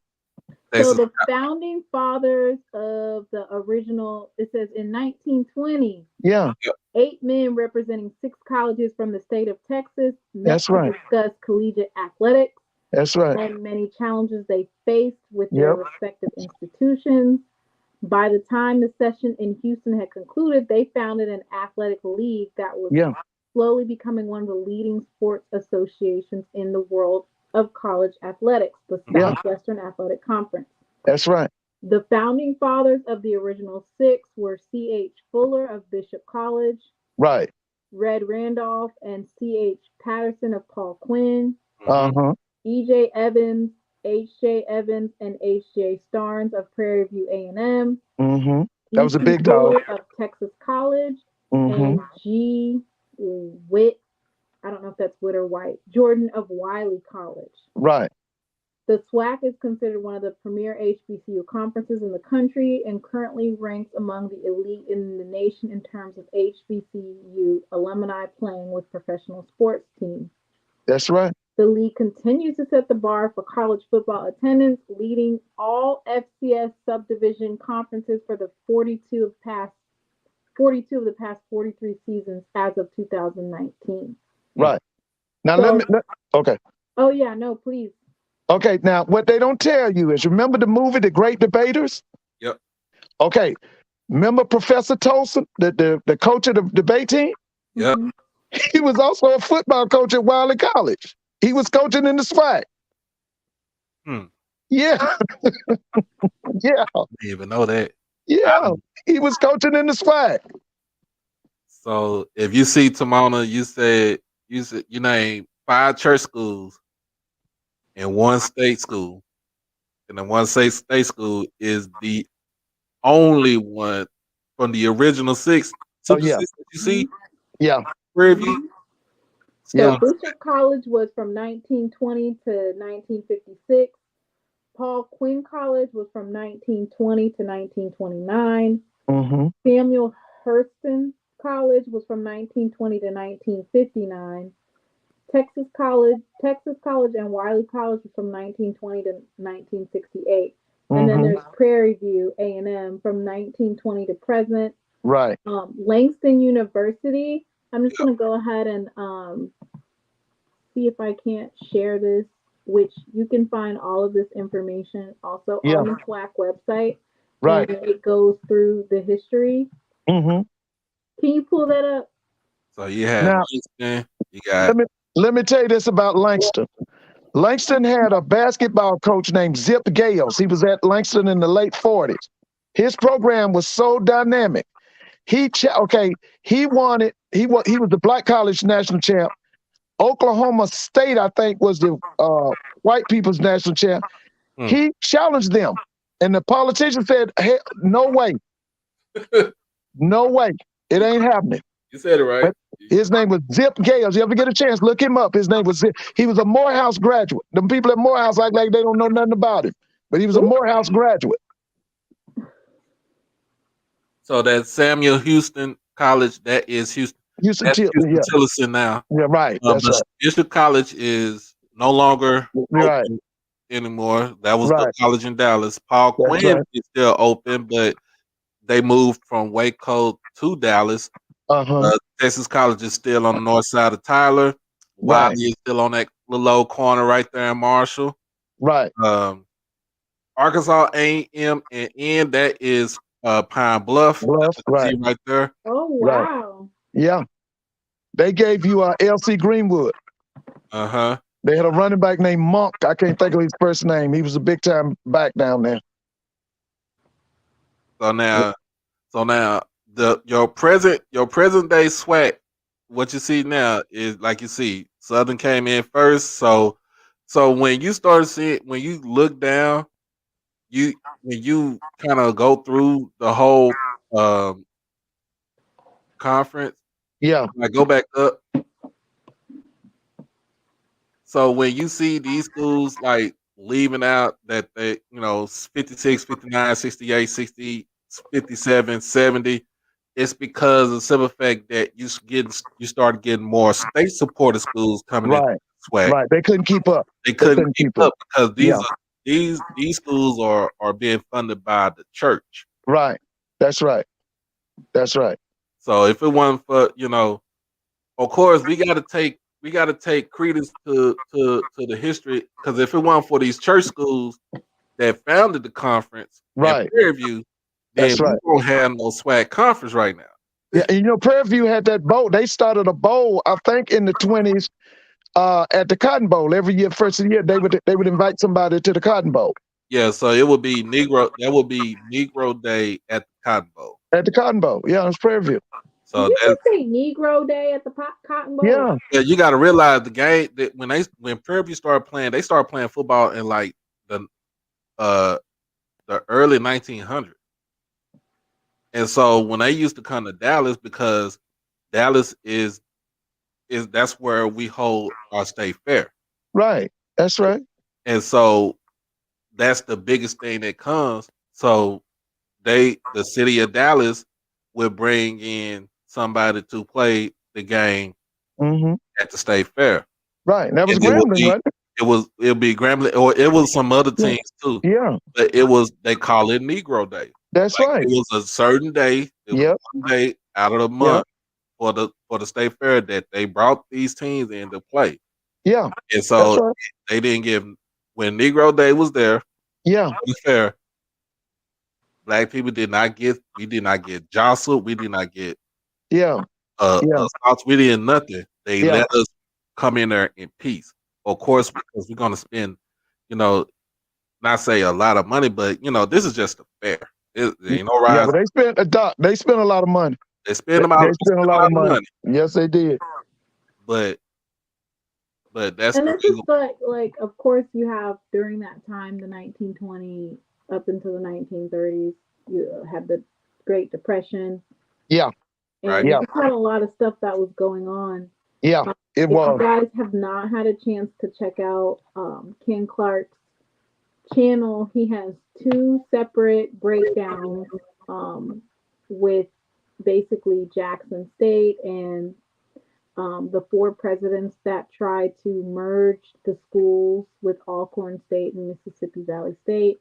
Right. It's a great historical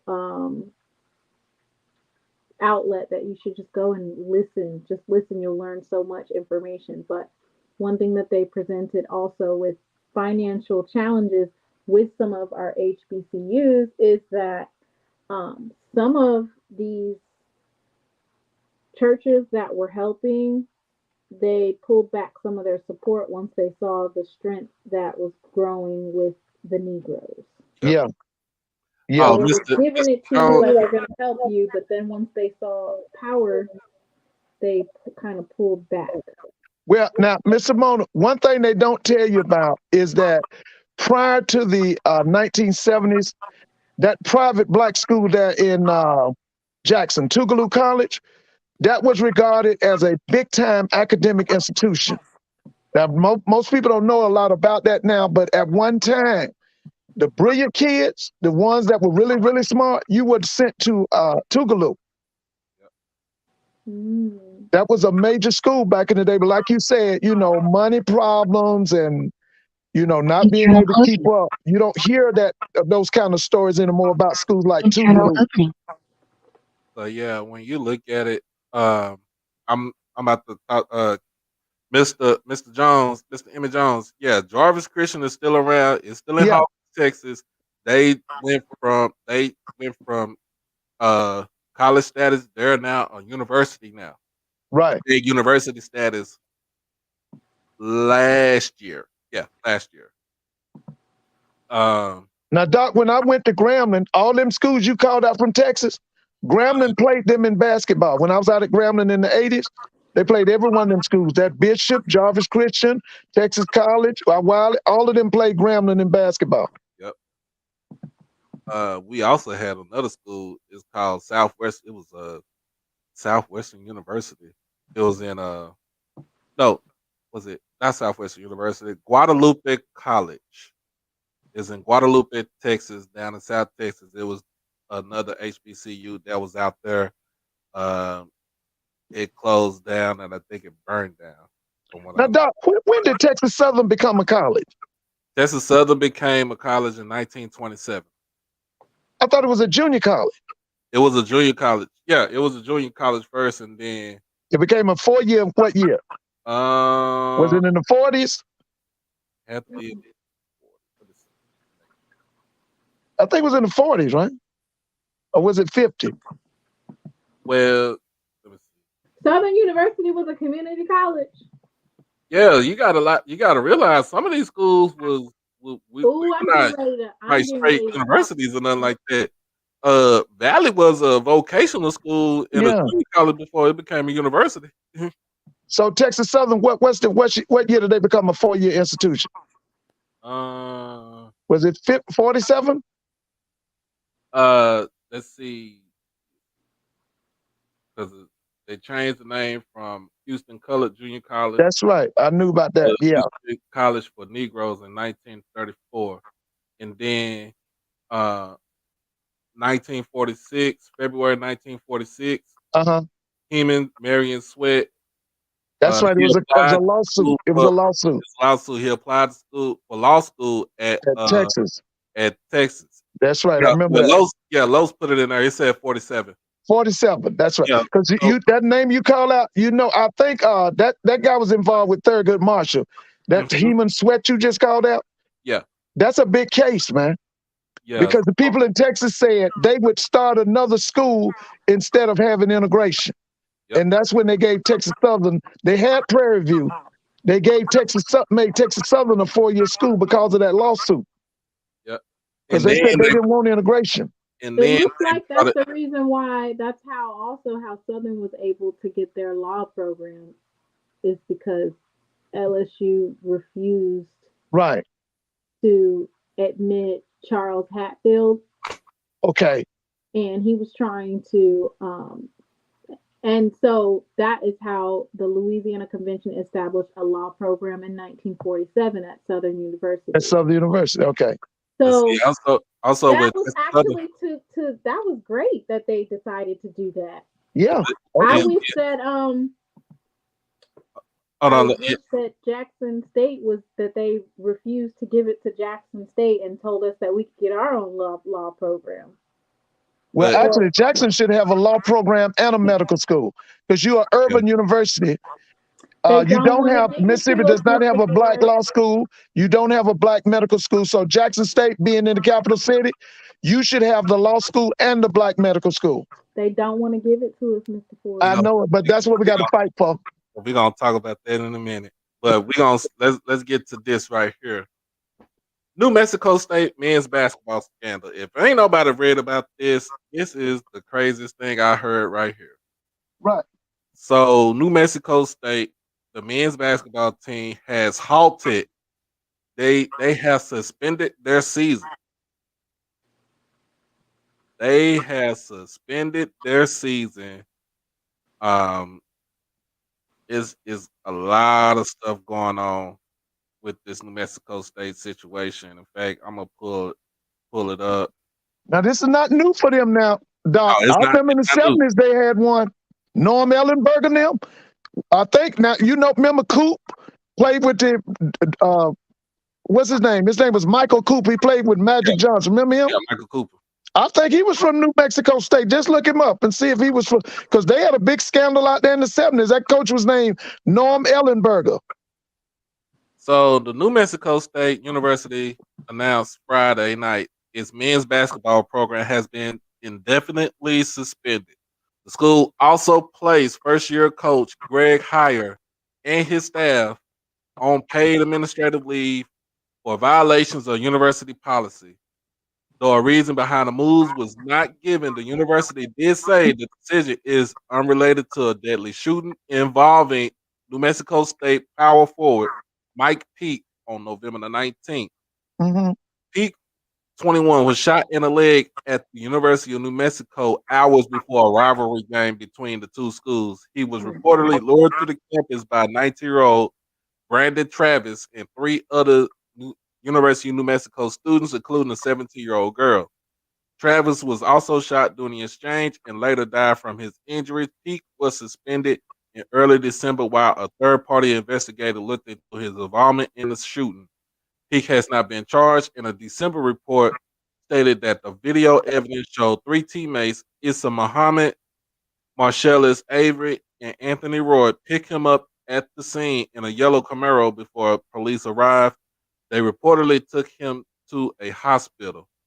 In a statement to, well, I ain't gonna see Fox Digital News, but New Mexico State suspended operations for the men's basketball program until further notice. New Mexico State personnel were recently informed of new allegations separate from the events that took place in Albuquerque late last year involving potential violations of university policy. While those allegations are being investigated, the men's basketball coaching staff has been placed on paid administrative leave. The game scheduled for February 11th against California Baptist will not be played. The university did not share if or when the program will be reinstated. The New Mexico State University Board of Regents also told Fox News Digital it supports the action taken by the university leaders and is confident a full and thorough investigation will be conducted. The district attorney in Albuquerque is conducting a separate investigation. The shutdown of a Division I program mid-season is extremely rare outside of COVID. Outside the COVID-19 outbreak, or many players with injuries. SMU football program did not play at 87 to 88 after the NCAA imposed sanctions, but that call was made in advance. Shortly after the shooting, Heyer loaded the team minus Peake and the three who picked them up onto a bus and left town. The university's bus was stopped by police on its way back to campus in Las Cruces, approximately 3 hours south. The Ags program had been teetering since that night, beginning with the canceled game against the Lobos in Albuquerque, which was originally scheduled for the day after the shooting. A rematch against New Mexico, scheduled for December the 3rd in Las Cruces, was also canceled. New Mexico State's game against California Baptist on today was also canceled. The decision on the team's remaining 5 games, all conference matches, has not been announced. Let's see. The AP reported that the leadership at the school is also in flux as the Board of Regents recently decided not to renew the contract of Chancellor Dan Arvizu, which expires in June. Over the past 14 months, both the school's president and provost have have resigned or been removed from their positions. The Aggies have won 7 Western Athletic Conference titles and made 8 appearances in March Madness since 2007. They were supposed to move into Conference USA next year. Mm. In Hires' first season at the helm, New Mexico State has struggled to a 9-15 record, including 10 losses in their last 12 games. Hire took over for Chris James, who went 122-32 in 5 seasons when he left for Mississippi State. James also took the Aggies to 3 tournaments. Yeah. And people want to talk bad about HBCUs and some of the stuff that we kind of go through. But you got a whole scandal because y'all don't know what y'all want to. I ain't say y'all want to know what y'all want to do. Well, Mr. Mona, now you can go to see what you do is you go in there and look for them 6'9" you want and tell them they can leave that mess and come to Jackson. I don't know if we want them hoodlums. No, you got to vet them. Let's look at character. Let's see what we can get. See, sometimes it be some diamonds in the middle of that mess. It be some diamonds. See what you do is now you got to get in there. You look for your 6'9s. You vet them. See what kind of character they got. And then if they pass the character test, you bring them to Jackson. They hazing and stuff. I don't know. I don't think we want any parts of that they got. People hazing. Now, they don't want some titles, though. Yeah, I want to say it might be some 6'9s in there you want. They do got some. Let's go ahead and look at the roster. Let me see if I can. Yeah, they might have some 6'9s. But the reason why we say it, the reason why I read that, because you cancel the season, wherever you're supposed to be playing next, now they're gonna have to juggle their schedule because you were the opponent. Right. So, dude, we need this one. Shakiro Odunewo. Oh, I like that name. 6'10", 245 pounds. Where's he from? Universal Academy in Providence, Rhode Island. That means he went private. Mm-hmm. Oh, he loved that. They got Ethan Anderson. Where's he from? Kaysville, Farmington High School. 6'9" forward. We'd have to go in there and do our vetting. Let's go and talk character. Let's see if somebody will vouch for him. Well, I'm pretty sure that a lot of these players. Dr. Bradley, 6'8", 205 pounds. He's from Los Angeles, California. Right, yeah. That's a wing right there. So we need some wings. We need some size in the back, in the front court. Forward. Well, Doc, does anybody in the SWAC have a 6'10" or a 6'11"? Yes, it's probably. I haven't seen any. But I was just wondering. I haven't seen all the SWAC teams. I'm just wondering, does anybody have a 7-foot in the SWAC? From what I've seen today, FAMU doesn't have anybody taller than. They all look like they 5'6" when they. No, FAMU. For real? When they're all standing next to Mansell. Okay.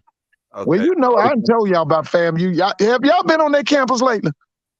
Nah, I haven't been. You got to see that basketball arena. That thing is called the Al Lawson Center. Oh my goodness, it is beautiful. I watched the girls basketball game today and the men's basketball, and when I tell you that is a beautiful arena, it was empty, but it was beautiful. That's what I'm saying. FAM need to go get a big time. They need to go. They need to get a big time. I told Mr. Campbell I would go after Kevin Ollie.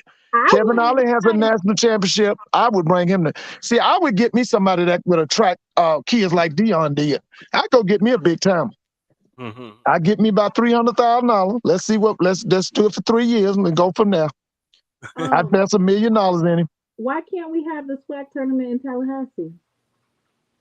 That's The SWAC tournament needs to be in Jackson or in Baton Rouge.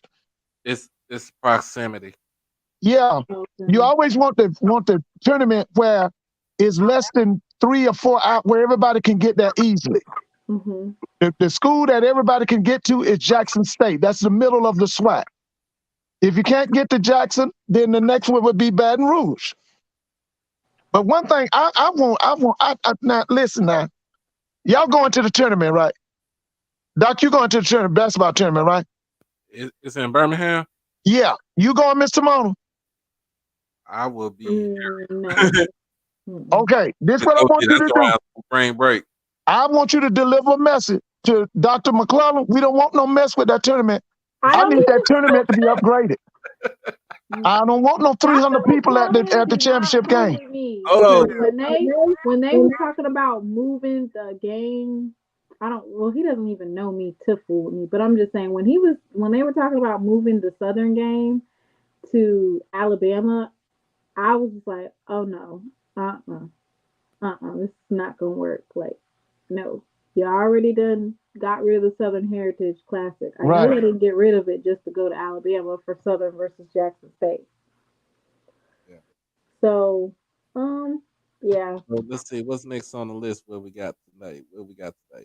All right. Really, the most that I've seen for basketball games, they just don't have good attendance. Who is that? Alcorn versus Jackson State. That was the most packed arena that I saw. Well, how many was at that game? I don't know how many was there, but they had a pack. They're playing my Alcorn, right? That's when we beat Alcorn by a point or 2 points or 1 point. In Alcorn, right? In Alcorn. If it's in Alcorn, you packed out. They packed out the whole arena. So you talking about what, 7,000? What was it tender? Oh, you talking about if it's at Alcorn, it ain't gonna be no 7,000. It's probably gonna be like 2,000. That's all. Somebody in the chat. Remember they playing. They still playing that. Asking for the number. That older. That's a Whitney arena, isn't it?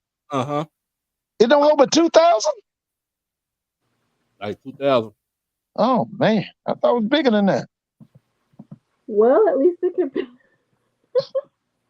No, I thought Alcorn was. I thought that arena was bigger than that.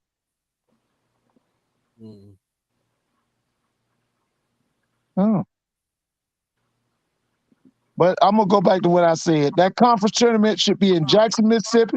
It can't be in Jackson. It needs to be in Baton Rouge.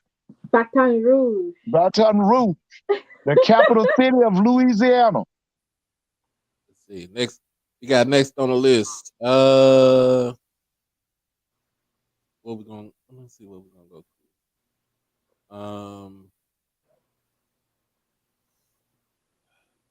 Trying to see. I'm trying to see. HBCU Legacy Bowl participants. Uh-oh. Yeah. And why the NFL Combine didn't want to invite Aubrey Miller to? I think usually the HBCU Combine is during the Re-Senior Bowl, and then in October of 2022 they decided to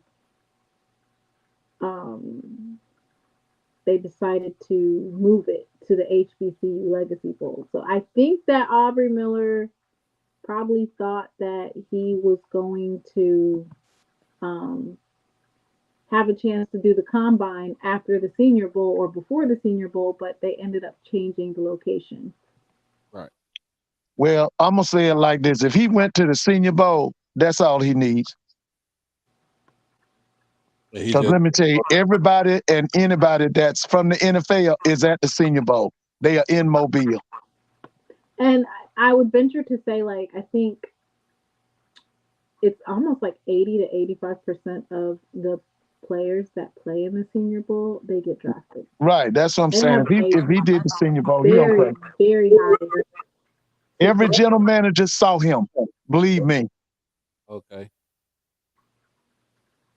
Yeah, I think. I think it would actually fare him better just because Aubrey Miller, he did a pro day and they were telling him how he's undersized, this, that, and the third. So you don't necessarily what they do, with regard to measuring how big your hand is or measuring your span. Like, you proved to all those scouts out there that size doesn't matter. That's right. And he can play with them. So you would be better off. Possibly it might be to your benefit to not go because you actually showed what you could do regardless of the fact that you're undersized for your particular position. But I just hope he goes to a West Coast team. I want him to go out west. But when you say he's undersized, Guess who's going to the Hall of Fame that was undersized? Who? Zach Thomas. That's right. Zach Thomas. Yeah, he was 5'10", wasn't he? 5'10". He was 5'10". I remember Zach. And going into the Hall of Fame. Yeah, it's right. Same position that he playing right now. Middle Yeah, I line. remember Zach. Oh, somebody in the chat said that they can get Aubrey Miller at New Orleans. They can get him to the New Orleans HBCU. We got a guest in the house. We got a great guest in the house. It's Dr. Lori. How you doing, Doc? I think she can't hear me. Dr. Lori, can you hear me? Uh-oh. Something wrong with the mic. See, can you hear me? I can hear you now. Yes, we can hear you. This Miss FAMU? Yes, Miss FAMU. Yes. Miss FAMU, Miss Rattler. Exactly. How are y'all? Now listen, how you feel about that home schedule? Uh-oh. Oh, well, you know what? I talked about it on ONG the other night because I'm the moderator. I am not very pleased with it, but let me tell you this, okay? Let me tell you this. So I've been very involved with the recruiting and everything, and we were able to offer every FAMU football player an NIL deal. So we were able to brokerage that, the collective I belong to, and so we got some really good players. So I'm not really, really happy with the schedule, but I know the assignment. Right. And the assignment is that we are trying to make sure that we win the Celebration Bowl, that we get to Celebration Bowl. We're not really worried about the playoffs. We're worried about the Celebration Bowl because we don't want to keep losing that. Because remember, we're prior MEAC, and I get tired of I said this before, these MEAC folks saying, why y'all in the SWAC? The SWAC is whack. Y'all need to come back to MEAC. And then we don't want to do that. Right. We want to be in the SWAC. And That's so right. our goal is to make sure we win this Celebration Bowl. So those Division II teams, when we play them, we don't just like barely win. We need to blow them out. That's like right. Southern did Florida Mo. You know, Florida Memorial is precious to me because I'm from Florida. Right. But hey, it is what it is. Mm-hmm. So that's what our assignment is. We're going to make sure that we blow those Division II teams out, and that we go ahead and make sure that we're prop ourselves ready to go in, make sure we do well so we can hit that Celebration Bowl and actually win. Make sure that, because the MEAC has been beating the SWAC for years. Yeah. I don't remember when we ever won. Do you? Well, the guy who now let me tell you this. For years, the SWAC dominated the MEAC. The guy who broke that string was a guy named Billy Joe. Billy Joe is the one who broke the stranglehold of the SWAC on the MEAC. But see, before Billy Joe, Pete Richardson used to own the MEAC. He owned them. And then Billy Joe came in and broke the stranglehold. But let me ask you this. How do you feel about Tennessee State being a priority on your schedule? Because you know, all my life, I lived in South Georgia. We look forward to Tennessee State playing FAMU. And I want to ask you, how do you think that should be a priority? That Florida and them play Tennessee State. I do. But listen at this. So this is the deal, because you know, I went to Meharry Medical School in Nashville, Tennessee. So let me tell you what happened to Tennessee State. Tennessee State is almost not considered an HBCU anymore in the state of Tennessee because of all the stuff that happened. So I really do believe that FAMU should do that classic again. And the reason why they stopped, because 100 Black men was taking all the money. That's true. That's true. So that's what happened. But I really do think that we should try to play North Carolina A&T and play Tennessee State. Because I think, but let me say this.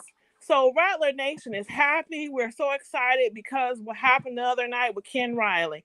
Right. We're most happy that he is now in the Hall of Fame. When I was at FAMU, we had Rudy Hubbard first. I went to FAMU in the 80s, 1983. And then, you know, the Jacksonville alumni got rid of Rudy Hubbard because they were so upset because we weren't winning. So I was actually at FAM when Ken Riley came. And we're just so happy that even though he has passed, Yeah, that yeah, he is yeah. in the Hall of Fame now. And his family can enjoy it.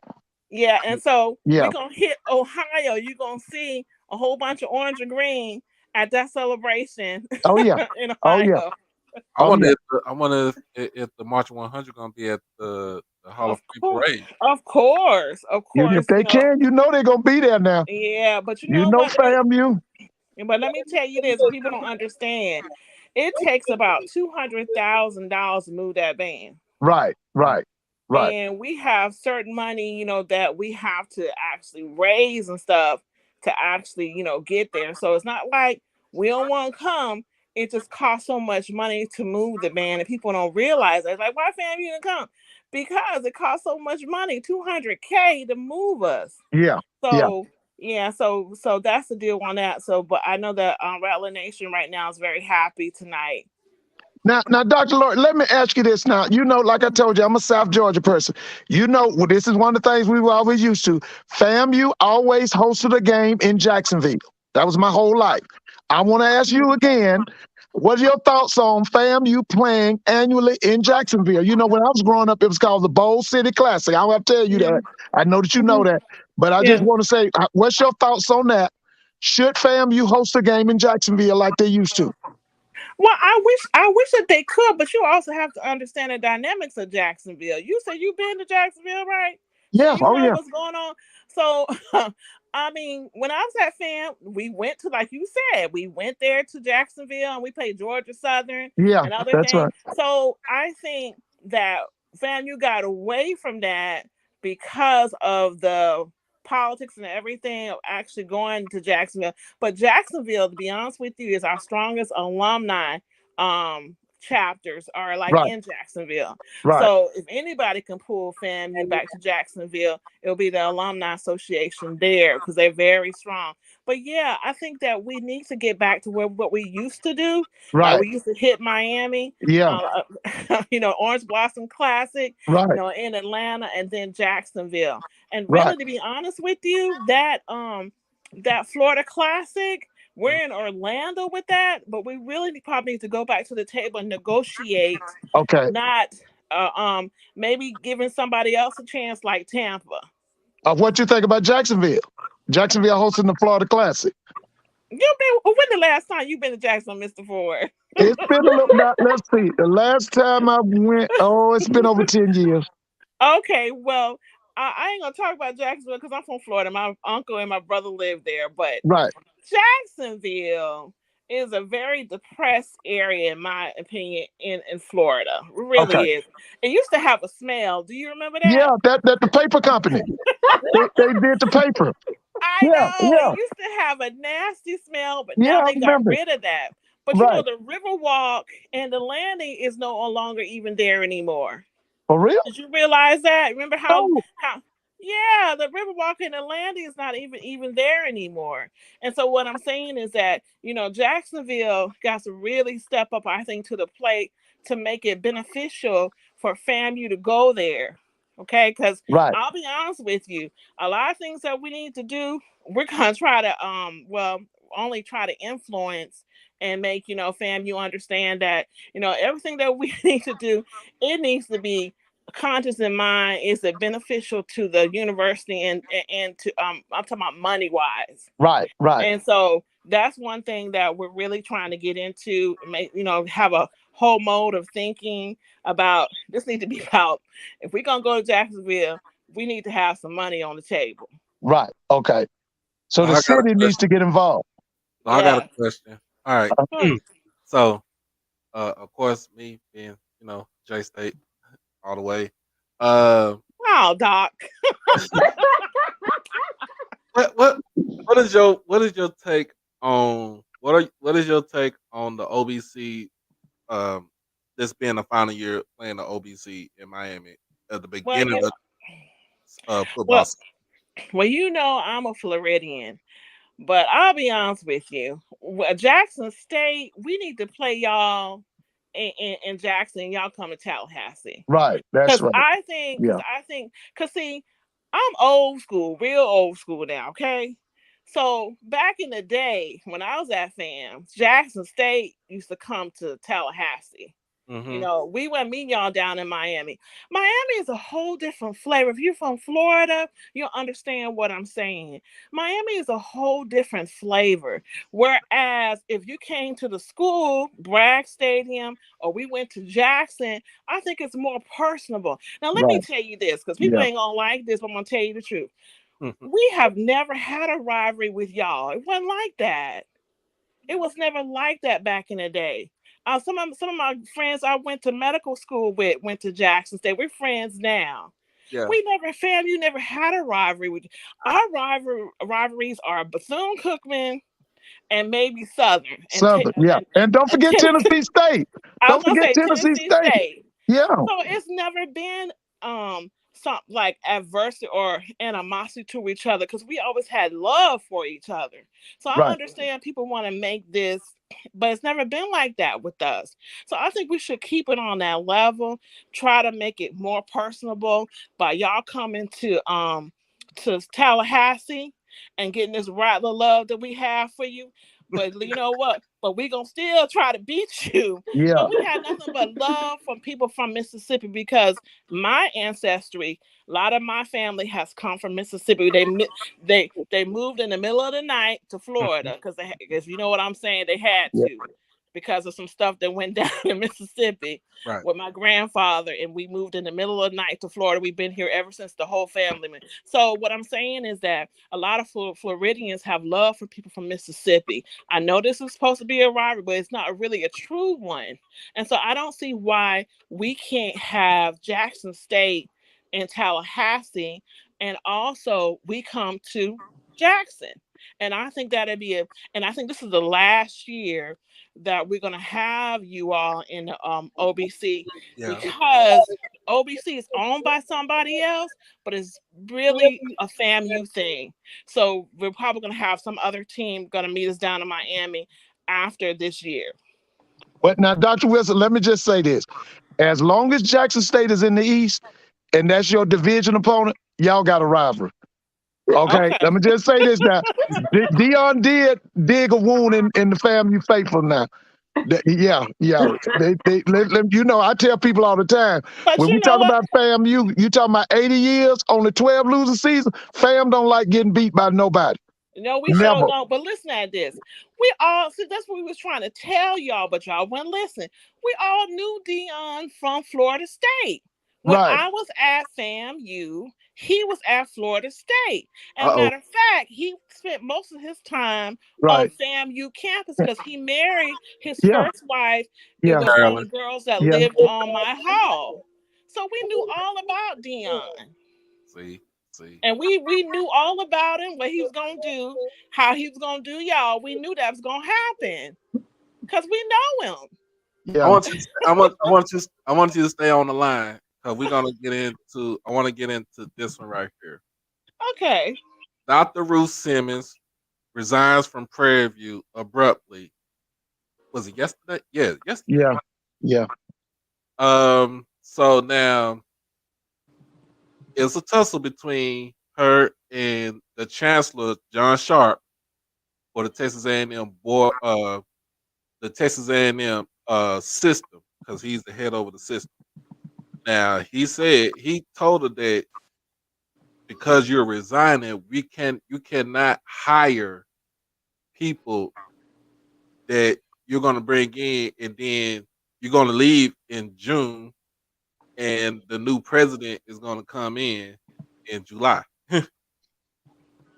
And she feels like Dr. Simmons feels like that, well, if I can't bring my own people in before I roll up out of here, then how about I just roll up out of here right now? And the letter that she wrote, I don't know if people read that letter, but I think she gave Chancellor Sharpe the fifth degree. Like, she was, I think she had some black Air Forces on when she wrote that letter yesterday. Yeah.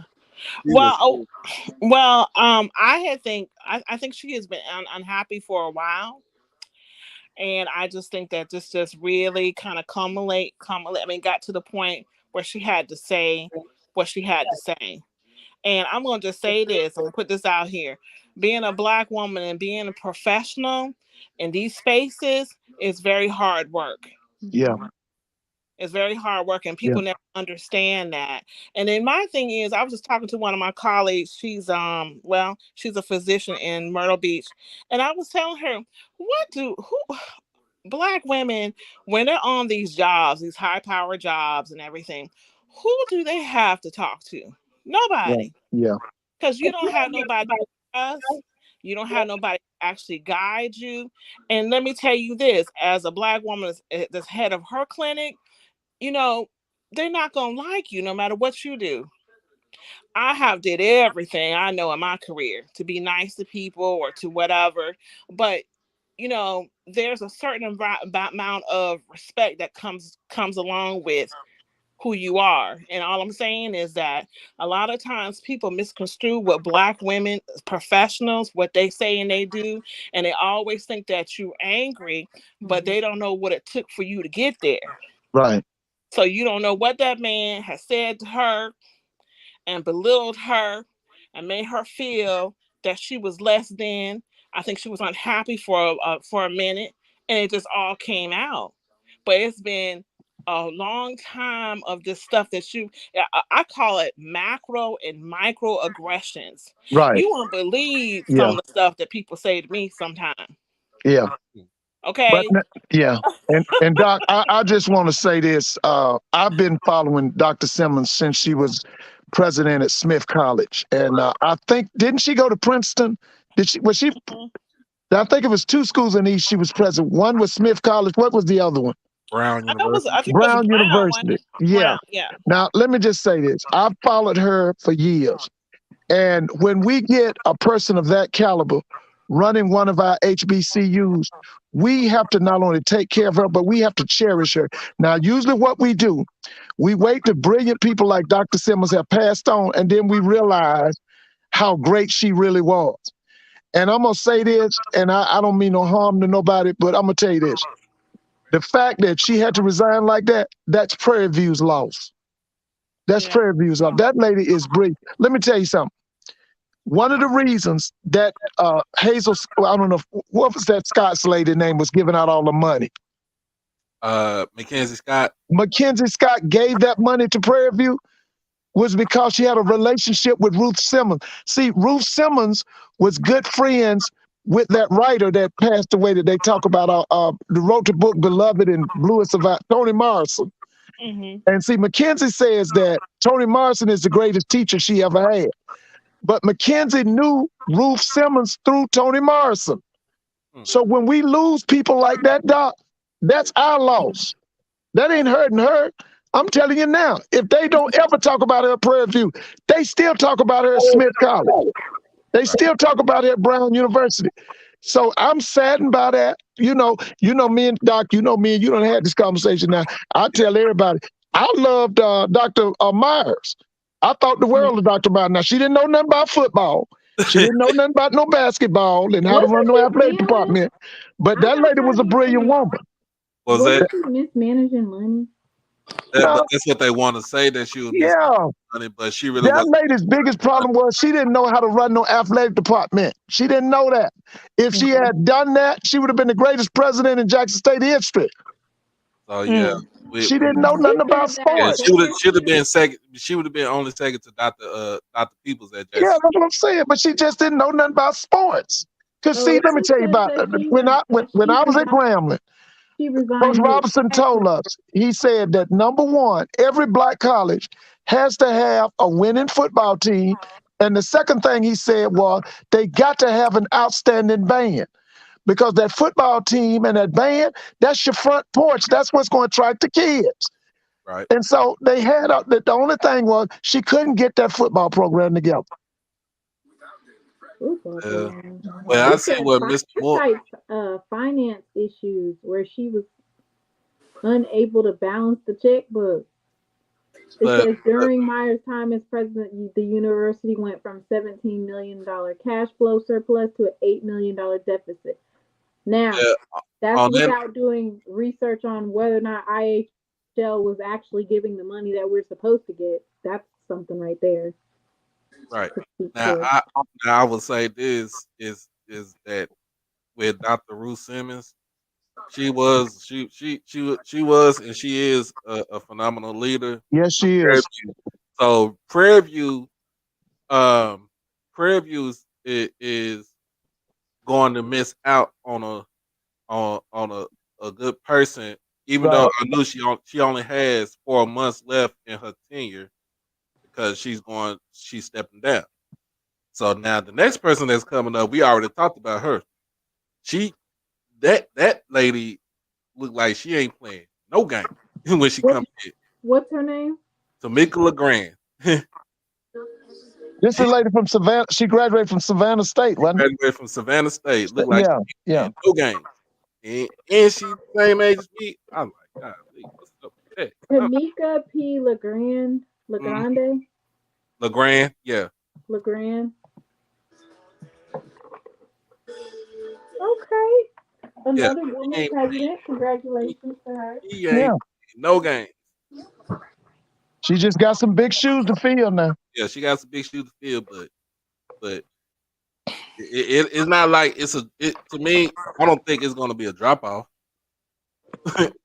Okay.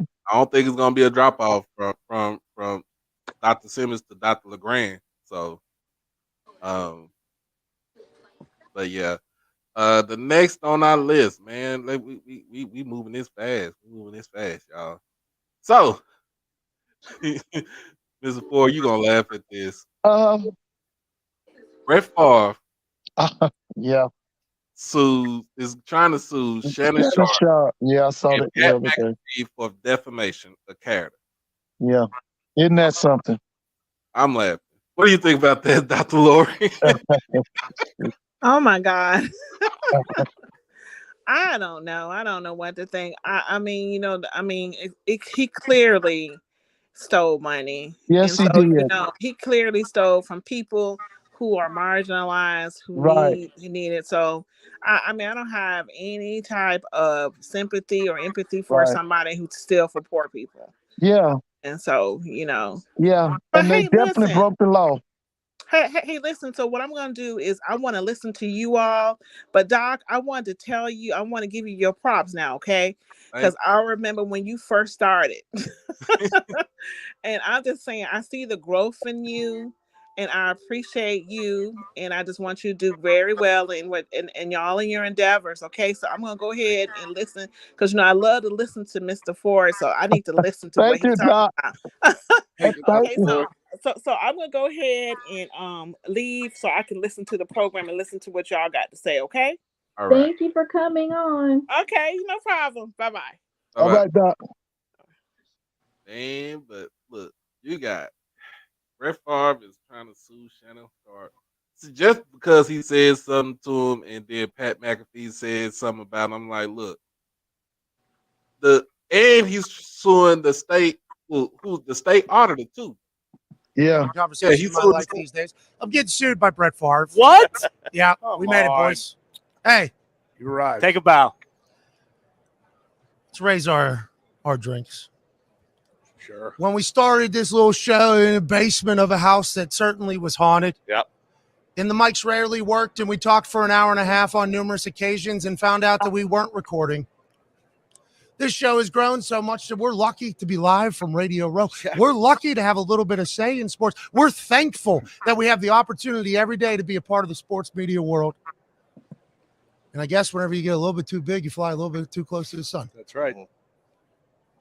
I'm getting sued alongside Shannon Sharpe and an auditor from Mississippi by Brett fucking Favre. Wow.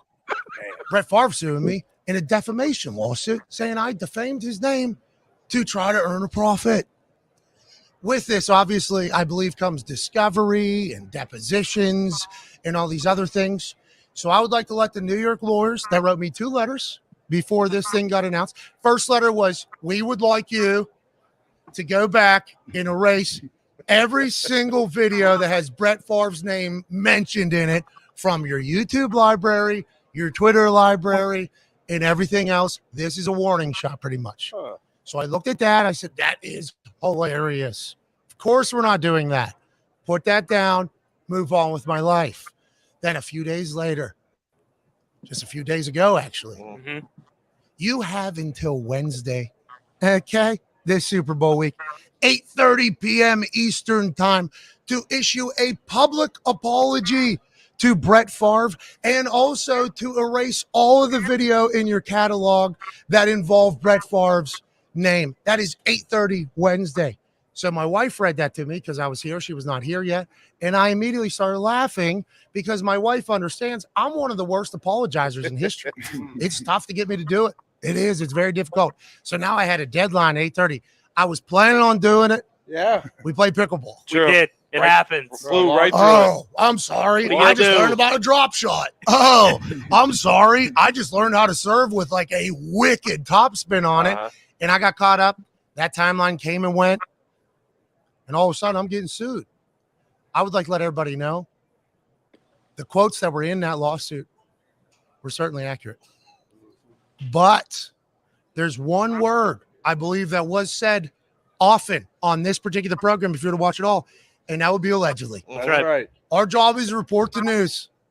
Allegedly, what was going on down in Mississippi with Brett Favre, the man who is suing me for money and for defamation, was being reported on this particular program because we owe the sports media world our coverage of it.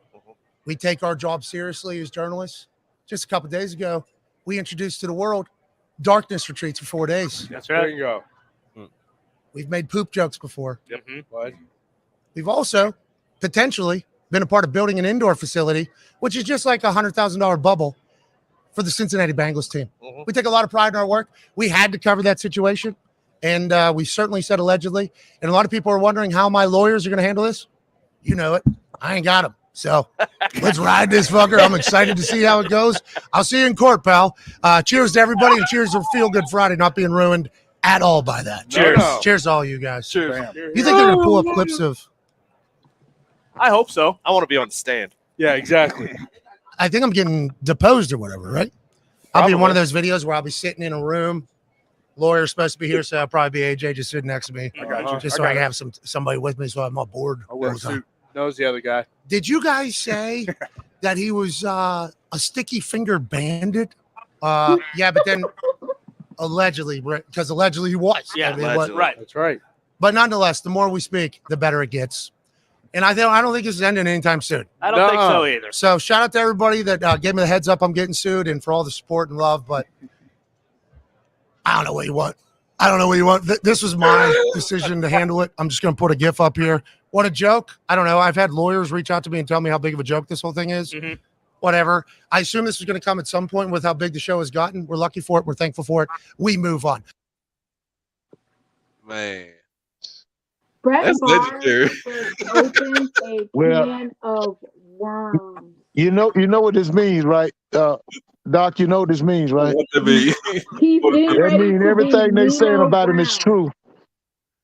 He That is. called himself trying to suppress the truth. That's what that is. That's it. That was probably one of the dumbest things that he could ever do. So, That's right. so That's with right. Black people, a lot The of truth people is out don't there, care though. about poor Black people getting oppressed. Most people in America, they'll just say, "Oh, that's too bad," or "That's sad," or "Maybe they should vote," and then they move on with their lives. Yeah. But when you go against a power structure like Pat, where millions of people listen to him and he has a big platform, and you decide to sue him or Shannon Sharpe, who has a Fox News, if you're suing Shannon Sharpe, then aren't you suing Fox News then? Yeah. So now you're trying to go against entities that have a $1 billion business, millions and millions of dollars.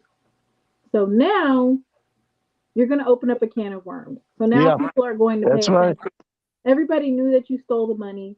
You knew that you stole the money, and it was all going away. That you stole the money. That's the thing. There's text messages saying that about you stealing the money. Yeah. There's a lot of things. And they built that gym. The gym is still there. The gym is still there. So there's no way. Why would you try to sue McAfee and Shannon Sharpe because they was telling the truth about you? A lot of people out here was telling the truth about you. It was out there. Even the state auditor told the truth about you because he audited. He found that's where it all came from. He found money that was missing. Right. I think what's funny is the fact that he started implicating people. Right. Like he said that the governor knew where the money was coming from. Yep. Why are you even opening your mouth? So he started snitching on everybody. There you go. Basically saying if I have to go down, everybody go. That's right. And so now that's the reason the Republicans are they're just in hot water on all fronts, not just with Brett Favre and Phil, and there's implications that Tate Reeves is involved. There's implications that a former football coach could possibly have ties into it. Didn't he throw Dion under the bus? I didn't want to say the actual name, but yeah, but then he said something about giving Dion them some money for Shadu or something. Didn't that come up? They throwing any and everybody under the bus. He's saying if I'm going down, everybody is going down. He's getting ready to Nino Brown everybody from Bill to Tate. And it's interesting because right now we have so much going on in Mississippi with regards to the Republicans trying to basically turn Jackson into the apartheid, just like in South Africa. There you go. They want to make this. And, I think that they, the reason why they tried to like cut out the pieces where the majority of white people live is because if you are not making sure that the white people in Jackson have water, it's going to be a problem. So they're making sure that certain parts of Jackson have water. And they're still trying to basically not have the minority filled places where a lot of minorities live, like West Jackson. They don't want to give them water. But I feel like this is all good because I feel like at some point the feds have to intervene, the ACLU, because you can't just sit by idly and just let it happen. Otherwise, what type of interest group are you if you only go to the aid of certain types of disenfranchised groups? So we all know about the battle for the city of Jackson. So basically what happened is, what happened was, Mr. Ford, is that the federal government, Joe Biden, gave the city of Jackson up to $800 million to go and fix its water situation, the water infrastructure. So now the money is coming in, but guess who gets a hold of it? Guess who's trying to get a hold of it? The state of Mississippi is trying to get a hold of the money that's earmarked for Jackson. Right. So it's basically the state is basically saying, nah, we're not gonna give the city of Jackson its money right now. We're not gonna give the money for it to fix the infrastructure.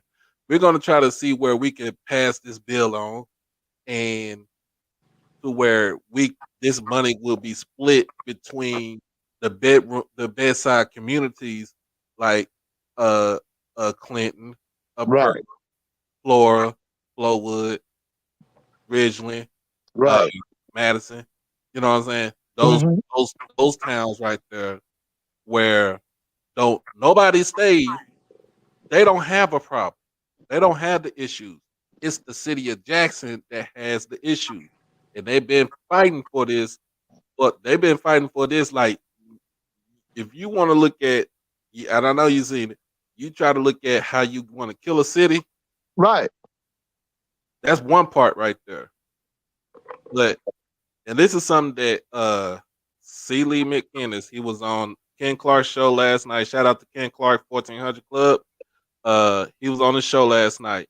He said the way you kill an inner city is the black middle class leave up out of there. Yeah, that's true now.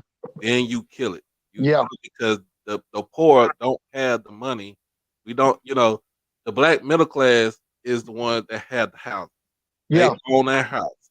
yeah, So they pay property tax for that house. That right, funds your all your infrastructure, your schools, and everything like that. But if you don't have that black middle class, if you just don't have a middle class at all, right, then Yeah, a lot of Jackson State alums, they move out. They go to Dallas. They go to Houston. They go to Atlanta, Florida, mhm, Charlotte. They go to leave Jackson State to go build. But I mean, for me, like the same show that you were watching, they were highlighting that Jackson is the only capital that does not have a predominantly white institution. that's true. So there's not a predominantly white institution in the capital. right, And they've been trying for decades, since 1920, to change that. And they've been unsuccessful. So now I guess they're trying to, I don't know, basically impoverish the city until there's nothing left. But that doesn't work. It doesn't work like that. But see, that's when you're gonna have to have like with something like that, especially it's since it's being done in broad daylight. Even though I understand the difference between federal rights and states' rights, because that's where your part of your checks and balances come in at too. The federal government gonna have to step in on this. I think that's why they're not stepping in, is because of it's almost like Civil War 2.0 for the feds to step in and intervene on what the state is doing. This Mississippi will cry foul, even though, like, this bill that they passed, House Bill 1020, Hmm. basically they're making it so that local citizens are not going to be able to vote in these judges Yeah, and other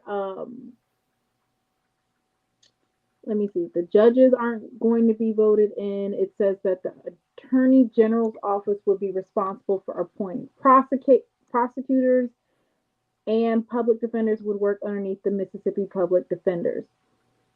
Like, we're talking about Mississippi burning type yeah, of thing, because if you think about it, like, why there is not a lot of voting in these areas, that even though they do vote, so even if there's 100,000 people that are registered to vote and 20,000 people vote, places like Hinds County, where it is majority black, it's going to be a Democratic stronghold. And so what Mississippi is trying to do with their gerrymandering and redistricting, and now trying to take it away to where you don't even get to cast a vote, redlining. this is illegal. And the United States knows that it's illegal. I know that Joe Biden has seen it. I know the Department of Justice has seen it. The civil rights, everybody knows about what's going on in Mississippi. So why is nothing being done?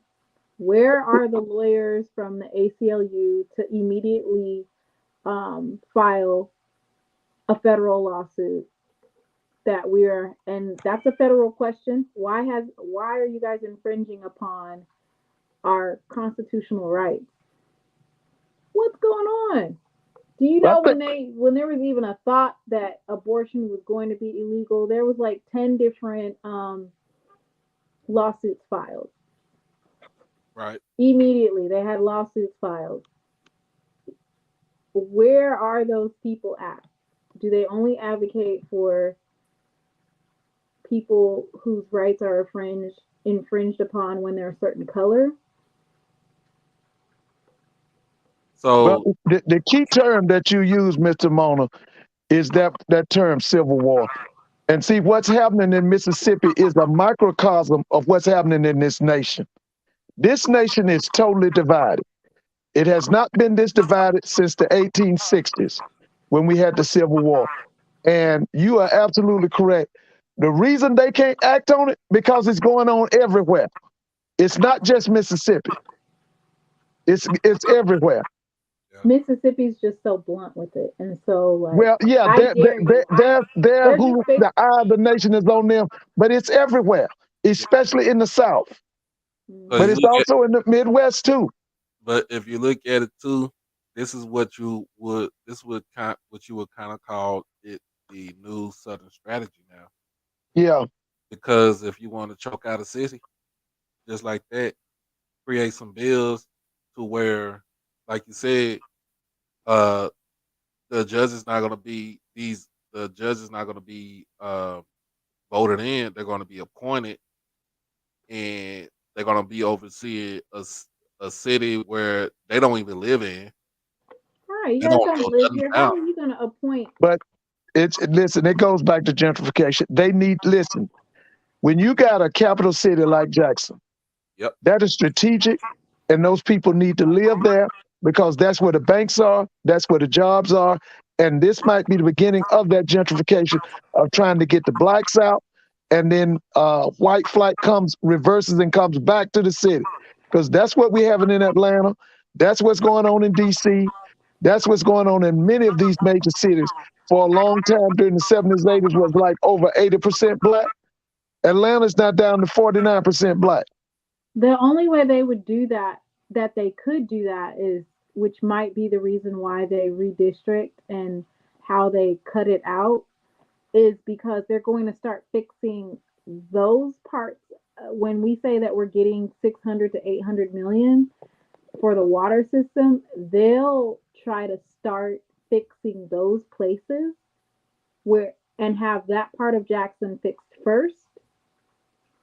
And they'll start raising the prices over there, pricing out minorities, moving them. And then West Jackson and other areas will be the last to get their water fixed, if they even get it fixed, because it's a $2 billion problem. Right. My problem is that I don't see enough. Where are the lawyers that are going to file the lawsuit, the federal lawsuits? I know that we have some lawyers in the state of Mississippi. And Roderick, you're saying that, but what the state of Mississippi did is they removed those funds, and they're trying to, if I remember correctly, they passed a bill that would give authority to a third party so that the water would basically they're trying to find a way to siphon that money. Right. There you go. Figure out a way to siphon the money, which is, it's really kind of like arrogant to think that you guys just were exposed for stealing $100 million.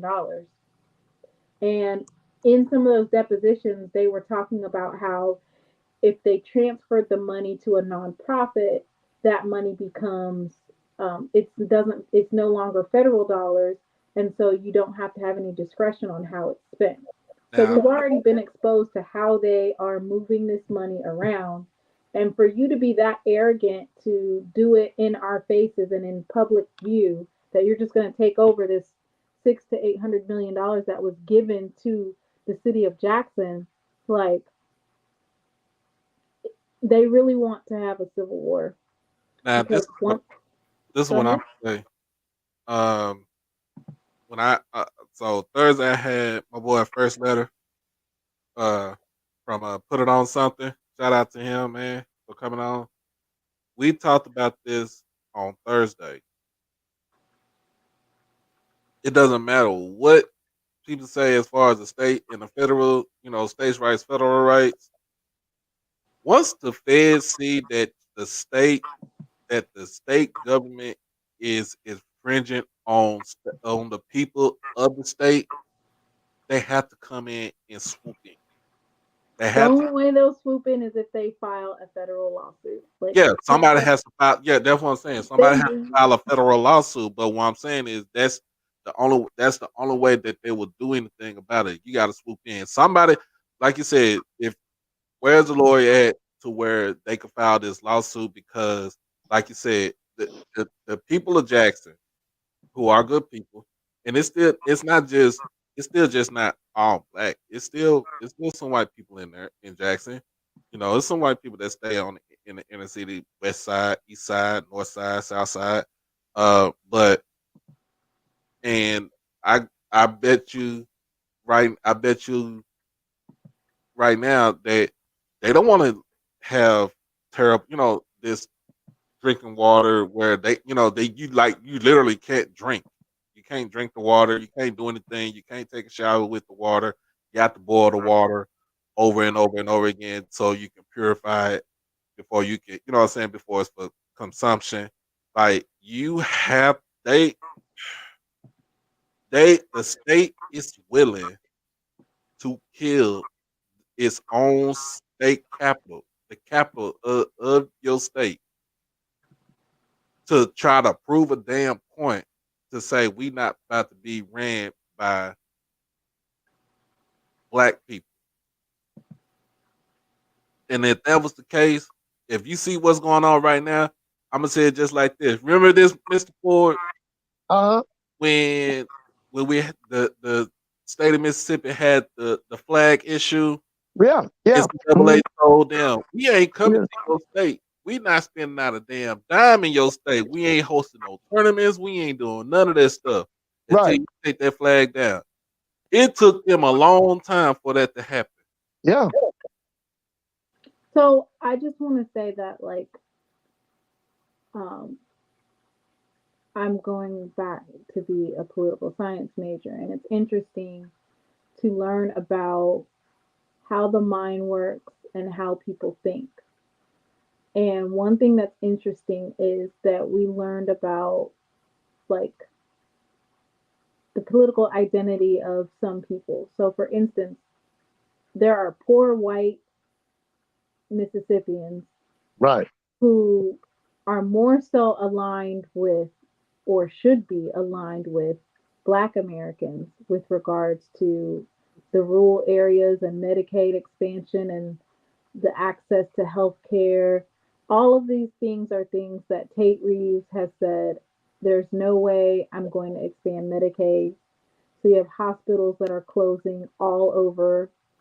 I would even venture to say that possibly when that coach, Mike Leach, when he had that heart attack, that he didn't have quality care because they don't have very good quality hospitals out there. He had to drive all the way to He had to drive all the way to Jackson just to go to the hospital. Right. Because there was no trauma center like that to treat him at Mississippi State in Starkville. Right. So Yeah. of course you had to go to Jackson or you got to go to Memphis. Memphis So would be too far for him, or he could have went to Birmingham because Birmingham ain't that far, or Tuscaloosa, but the closest place was to Jackson, was in Jackson at the Right. University of Medical Center. Right. and there's rural hospitals that are shutting down all over the place. My point, I'm saying this to say this: poor white Americans in the state of Mississippi would rather vote Republican or vote for Tate Reeves to spite, I don't want these black people to get this, that, and the third, not realizing that while you're worried about what we get or what we don't get, you guys aren't getting anything either. It's the same thing that Trump did. Yeah. It's the same thing Trump did when he was running for president, and when he became president. When he was running for president, he spoke to the uneducated poor white folks and said, "Well, you can be just like us." Knowing damn well they not gonna be just like them. Right. The poor white folks is not gonna be middle class. They're gonna be And that's just why like they was just gonna be just like us. And guess what? He baited them and hooked them up, and that was it. That's how he got into office. So the same thing that the state of Mississippi gonna do is gonna say, well, poor white people that stays in the Delta or that stays in northeast Mississippi or that stays close to the coast or South Mississippi, hey, y'all could be just like us. All you got to do is just vote Republican. and And that's really why they doubled down, like, on, like, it's interesting to learn the historical, um the history of Jim Crow laws. and why they were implemented and why there's such deep divide amongst poor white um, farmers and black people who were sharecroppers. So at one point in time, the poor farmers were on the same level as black people. Right. And so, in order to get that divide, they implemented the Jim Crow laws. So now you have uh, poor white people who are like, well, at least I'm superior to the Negroes. Right. There you go. So by separating them with their color, by the color of their skin, at least we're superior in something. Right. There's not much that you can be superior in because you're poor just like the Negro. Right. But at least I'm above them. So Tate Reeves plays into that. Meanwhile, you guys have all your rural hospitals are shutting down. You guys don't have quality care. And then he doesn't want to expand Medicaid. He's taking that money that they stole from TANF recipients. That's money that you guys would have gotten as well. Right. But you're so focused on, I don't want black people to have, that you're not getting anything either. You're so hell bent on stuff. See, this is why I tell people, of course, I told you, Mr. Ford, I was a history major. Right. So history shows that when it comes down to it, when it comes down to it, you gotta go back to antebellum South, to the antebellum South, to Mississippi in the antebellum period, right? So we talking about that's where they made most of their money, right? Mm-hmm. This is how they made most of their money. They made most of their money off the backs of black slaves, Right. They also made most of their money off of poor white people that were sharecroppers too, just like black people too. Just put it just like that. They made their money off of that. That's how they got their wealth. Mm-hmm. Uh, you know, Civil War comes, Reconstruction comes. Reconstruction was hell because like the federal government told the states that left out of that left the Union and formed a Confederacy. Like, no, you got to get this done. You got to get this done the way we want it. Want it to be done. And they was on the track to do it, but it just stopped. It just stopped. What's going on, Mr. Campbell? It just stopped. So, uh, when you see states like Alabama, Mississippi, Louisiana, Arkansas, uh, when you see states like that just they don't care. They would rather be poor than to be equal with black people. They would rather be, and it's here in Texas too. Without a doubt. Don't you have Greg Abbott? Yeah, Governor Hot Wheels. Yeah. So, it's like this. Yeah, I stay in the inner city. You know, my my my grandmother owned her house until she didn't own it no more because she lost the job. Well, she was forced out of the house. She didn't have enough money to pay the property taxes. See, that's the thing about this, y'all. Black people have power when it comes to owning their house. Once their house, they pay the bills out, when they pay the mortgage off on the house, that house is yours. All you paying is property tax. So that's how you keep up. That's how your schools stay the way how your schools improve. That's how your streets improve. That's how you get garbage off the streets. You know what I'm saying? Every day, um, when they come in and pick the garbage up, that's how your sewage stays. You know what I'm saying? Stays intact. Your water system stays intact. Your property taxes, especially here in Texas, property taxes pay for everything.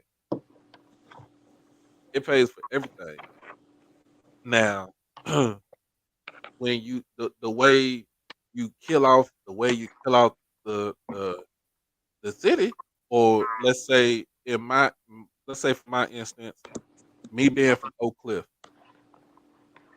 the way you kill off people in Oak Cliff is that black middle class moved to the suburbs, moved to the southern suburbs, like Duncanville, Cedar Hill, DeSoto, Lancaster, Red Oak, or they can move up to the northern suburbs, like um, I would say Coppell, um, uh, Louisville, uh, Lake Dallas, Little Elm, the Colony, Frisco, Allen, McKinney, those, you know what I'm saying, those places.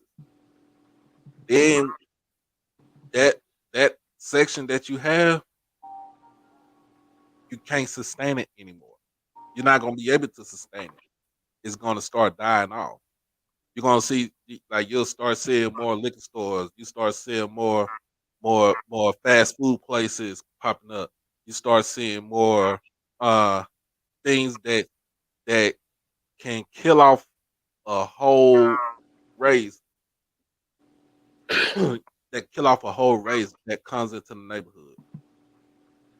You have more pawn shops in around your neighborhood, because if you don't got enough money, you gotta take something to get sale to get money for.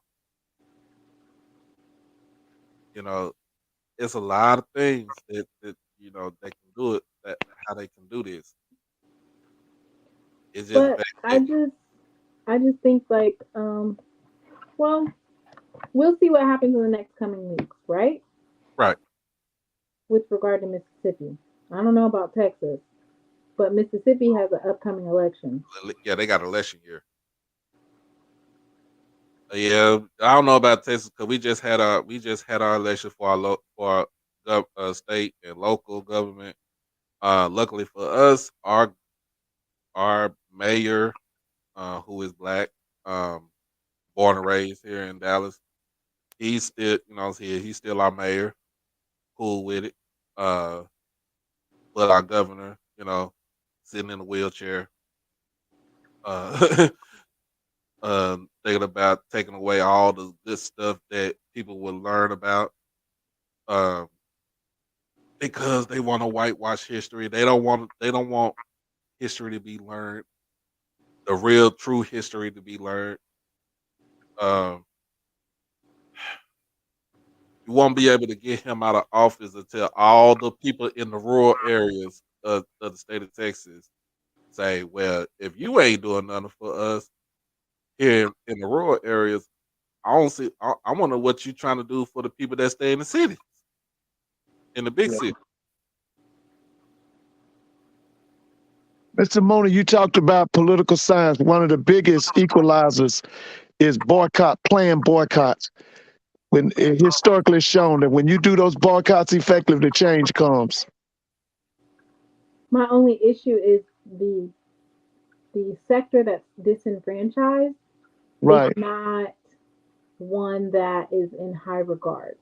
So basically, when we had our Black Lives Matter, that was our movement at that time. And that was a time where if people wanted to force change and stuff like that, that was the time to do it. If you wanted funding, that was the time to do it. When it was Black Lives Matter, a lot of it was just performative. Like a lot of it was just companies putting up a post that said, I stand with Black Lives, but not actually making them stand with Black Lives, which means investing in our HBCUs, investing in our communities, or getting equality. They donated their money to some Black Lives Matter nonprofit, and all of that money, only God knows what happened to it because they don't know where the money went. Instead of them actually donating it to uh, HBCUs or, you know, donating it to a reputable cause. All that money is gone. And now, if you hear people talk about it, they'll just be like, well, what happened to all that money we gave you? So I think for us to evolve, or for us to, um, for Mississippi to move forward, of course, we needed Brett Favre to come forward and try to clear his name. That brought more eyes on the state of Mississippi. And then this bill, I've actually seen a lot of press talking about it, but I need to see a lawsuit, like a federal lawsuit. That's what I need to see from ACLU of Mississippi.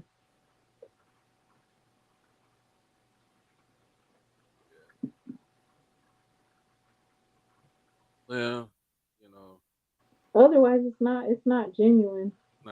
yeah. And I see what you're saying though. But one thing I want you to always remember, politicians are nothing but puppets to the corporate structure and to the rich families. And that's what you got to do. You got to find out who are the people pulling the strings by, because that, what you call him, tater tot, he ain't nothing but a puppet. Find out who's pulling his strings, and that's the people you go after. Mm. All right, so let's. Because a politician is nothing but a puppet. He's a professional liar. He's a mouthpiece. That is true.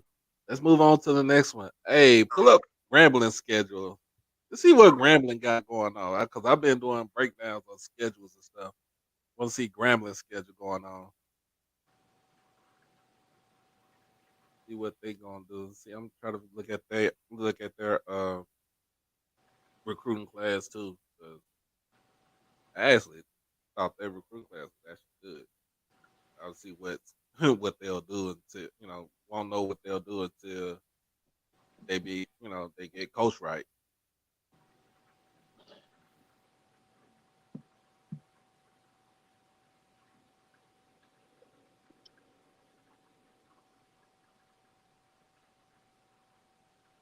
I get you on that, Dragon. You are right. White flight, white flight didn't hurt the predominant cities as much as middle class black flight. I mean, we can attribute it to that, but of course, if the government is not fixing the roads, it's systemic. You're not going to stay in a neighborhood where they don't fix the potholes or where you don't have running water. So it's not just they're not going to fix it. Imagine they don't fix it, and then as soon as you see black people move out, all of a sudden they're fixing everything. That's how they do it. They buy up abandoned buildings and they let them be abandoned for 20 plus years. They do not condemn them. They don't. There's bills that are in the Mississippi bills that you can look up right now where they've abandoned, or excuse me, where there has been requests to condemn and remove certain buildings in the city of Jackson, and it's been denied time after time. So when we're blaming the black middle class, but at the end of the day, the state and local government is not getting the funding, purposely not getting the funding to fix certain things in the cities. You can't expect for people who pay taxes to also pay to get their roads paved or the water fixed.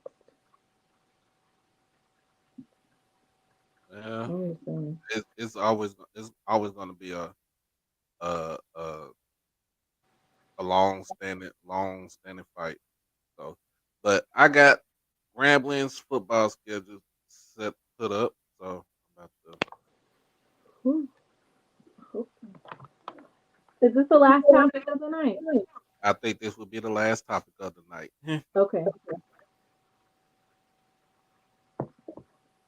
All right. So we got Grambling schedule for 2023. And let's see. We got. All right. With me, Mr. Ford? Mr. Ford about sleep. I think Mr. Ford sleep. So first game of the season, they're playing Hampton University over at Red Bull Arena. So that's a biggie. Yep. They're gonna tell us a lot about the program and the season. So that's as big as the OBC. That is as big as the OBC. Yes. Pretty classic. Because let me tell you something. Now, Hampton ain't going to be able to compete in that CAA, but if they was in black college football, they would be dominant. Now, if they come up there and Hampton beats them like they stole something, listen, Hugh got a problem. True. So Hampton is going to be replacing. Got a lot of pieces to replace though too. So I think Grambling will be able to go into this game right here and come out with a convincing win. They don't have a choice. Second game on the list, Louisiana State University, LSU. Oh my gosh! Why? That's what I say. That's what I'm so sick of that. Collect your money and get back to Grambling. That's all. And don't get anybody hurt. That's it. Let's see. This third game on this list is Florida Memorial University. Why? Why? Why? Well, you gotta have some cupcake on the team. Why? On the schedule. You gotta have Florida Memorial play them. Aren't they SIAC division? What are they? They SIAC. They in the SIAC. That's who they need to be playing. Let them play Morehouse, Clark, them schools like that. Then we got Texas Southern University. That's a biggie. So they coming into Grambling. That's a biggie. So now the main thing about this game right here is how will Andrew Body be? Because I think I did their schedule the other day, and when I did their schedule, I think the third game that they're playing on their schedule is I think it's Rice. Okay. But if Texas Southern comes in, and they could come in on a hot streak. What kind of hot streak? Texas Southern. Texas Southern has an actual favorable schedule. The only game that they're going to lose is that Toledo game early in the season. You said they have a favorable. And you haven't forgotten the whooping Texas Southern put on Grambling last year, have you? Yeah, they destroyed Grambling last year. Listen, Grambling players quit. I watched the game. HBCU go. They quit. They did quit. We don't have quitters. That's not. Listen, Hugh is getting ready to take down names, and I really think that he's going to do good in the SWAC. I don't think he plays Jackson. They don't play Jackson State this year, do they? No, they don't. They're going to do amazing this year. Well, the main thing is he's got to let that man, whoever the offense coordinator, let the man work. And I'm telling y'all, Cavaliers is not the answer. He is not the answer. Well, we'll see what happens. We'll see. In fact, we got to see what he's gonna do. Blue said, What did Blue say? No, he's not. Well, listen, I'm gonna go in on these teams. If he got a cupcake schedule like FAMU, he might have been able to go undefeated. All right, next game on the You list. heard that, Dr. Lori? Next game on the list. Nah, I'm aiming at Mr. Campbell. Hey.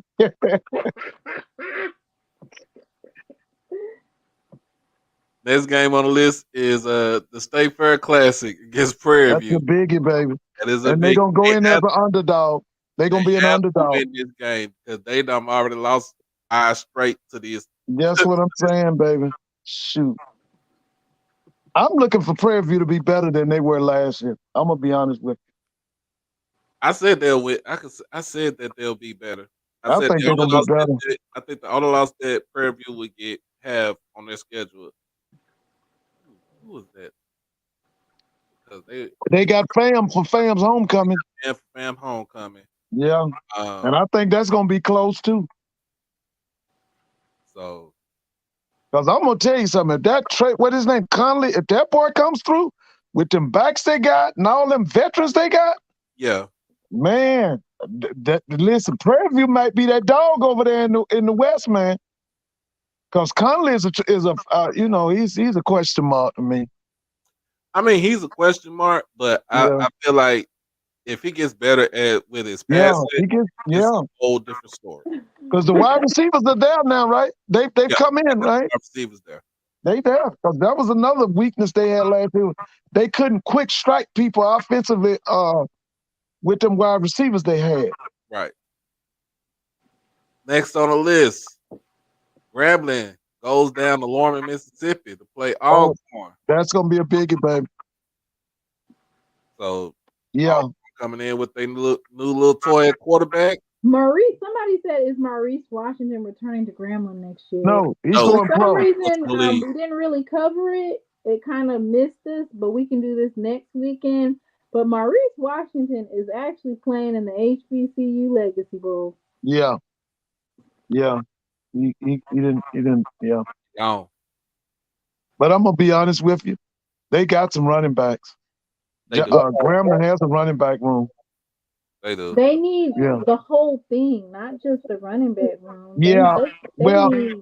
The biggest thing is you going to let that offensive coordinator work, let him call the plays, and then find the right quarterback.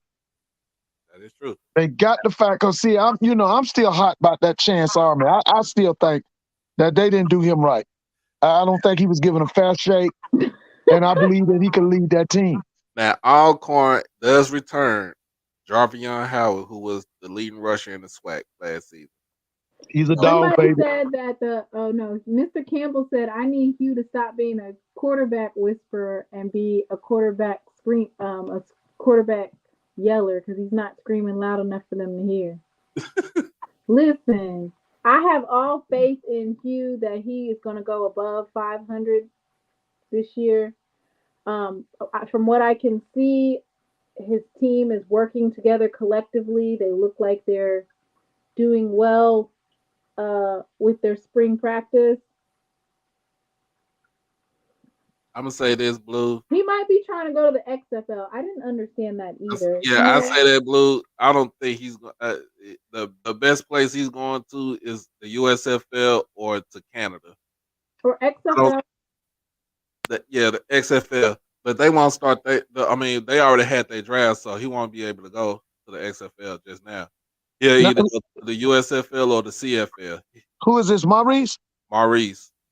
It was kind of strange too, because he went he declared for the draft late. I felt like it was kind of like a brash decision where it was a wrong decision. Maybe it was kind of like something wasn't going the way he thought it was going to go. And so Kevin said he just said, I'm going to declare for the draft. It's like, huh? Kevin said he probably might got kicked off the team without the team saying that he got kicked off the team. Because they can't, teams do that. They don't say he's going in with no tape, he didn't dominate. He stayed hurt. He should have stayed at Grambling. I don't even think he did that much when he was in Nebraska either. So yeah, that's what I'm saying. These kids now, they don't want to dominate. They don't want to pay the price. And I just thought it was wrong of him to leave. So homecoming is Alabama A&M, October the 14th. That's gonna be a big game, baby. I done told y'all now. What you think What you think he's cooking in Alabama? If he get that new Akia Glass, you better watch him. Because that offense he runs, he has to have a professional type football player at that quarterback position. That's his number one thing in his program. He's got to have an outstanding quarterback. When Cornell Maynard has an outstanding quarterback, he is dangerous. Maynard couldn't do nothing with us with Akil Glass. And he does return he some. won the one conference championship with it. He sure did. That spring championship. But still, though, it counted, though. It counted. It counted. Listen, if he got that kid from the University of Buffalo. Now, from what Blue has been saying, I've been listening to Blue. He said they've been bringing in a new quarterback every week. So, if they find that Akil Glass 2.0, y'all better watch Alabama A&M. I'm telling you now. So yeah, I don't know how this is gonna play out, but um, we'll see. Um, if that defense is Alabama A&M's defense is still the same like it was last season, then I see Grambling winning this game. Not big, but I see them winning this game probably by like at least 7 to 10 points. Yeah, he did get some quality defensive players in, didn't he? From what I've heard, he did, but you still got a lot of kids from on that defense from last season that was still terrible. Yeah, I know some of them kids. I said he got to get rid of them kids. Yep. He got to get them guys got to So go, man. Bethune Cookman comes to Grambling. It's Grambling Senior Day. That's a win. That's a win. What more can we say A about win is a win. That's a win win. is a win. All right. Now, the Port City Classic, even though this is Alabama State, it's in Montgomery. They turned it to a classic. Now, you always say this about Bama State. QB play. QB play is essential. Demetrius Davis is not dynamic as a QB coming up this season, then it will be a loss, a big loss for Bama State especially against Grambling. And I think Grambling is going to has retooled on their defense. So it's a lot of pieces that they have on their defense that actually came back. I know some that's going into the draft, but I'm thinking that Grambling can pull this off. I can see them beating Bama State by 3. Well, you know how I feel about Bama State. If they ever gets that offense coordinator job together and they get the offense coordination off of the offense correct, listen, Bama State's gonna be dominant. Everything is there. Who?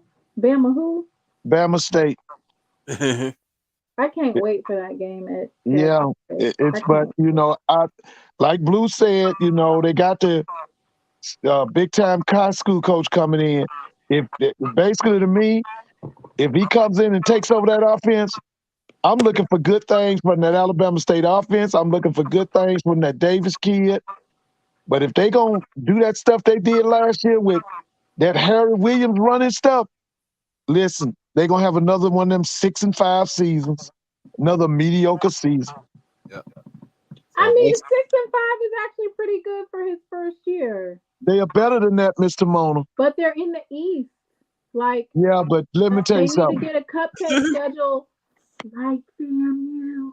Yeah, but let me tell you, the talent they got, they can win 8 to 9 games. They had that kind of talent this year. They just didn't have the coaching. They should win. If if that offense rolls, they can win 8 to 9 games. So next on the list, November the 11th, Pine Bluff. You go up to Pine Bluff, so they win. They beat Pine Bluff. But I want to know what Alonzo Hampton is going to do. Alonzo Hampton, as far as being a coach of Pine Bluff. I just heard, didn't he make a big hire for offense coordinator? I have to see. Somebody, yeah, it's been met. Somebody, I want to say somebody. Was it somebody from the NFL?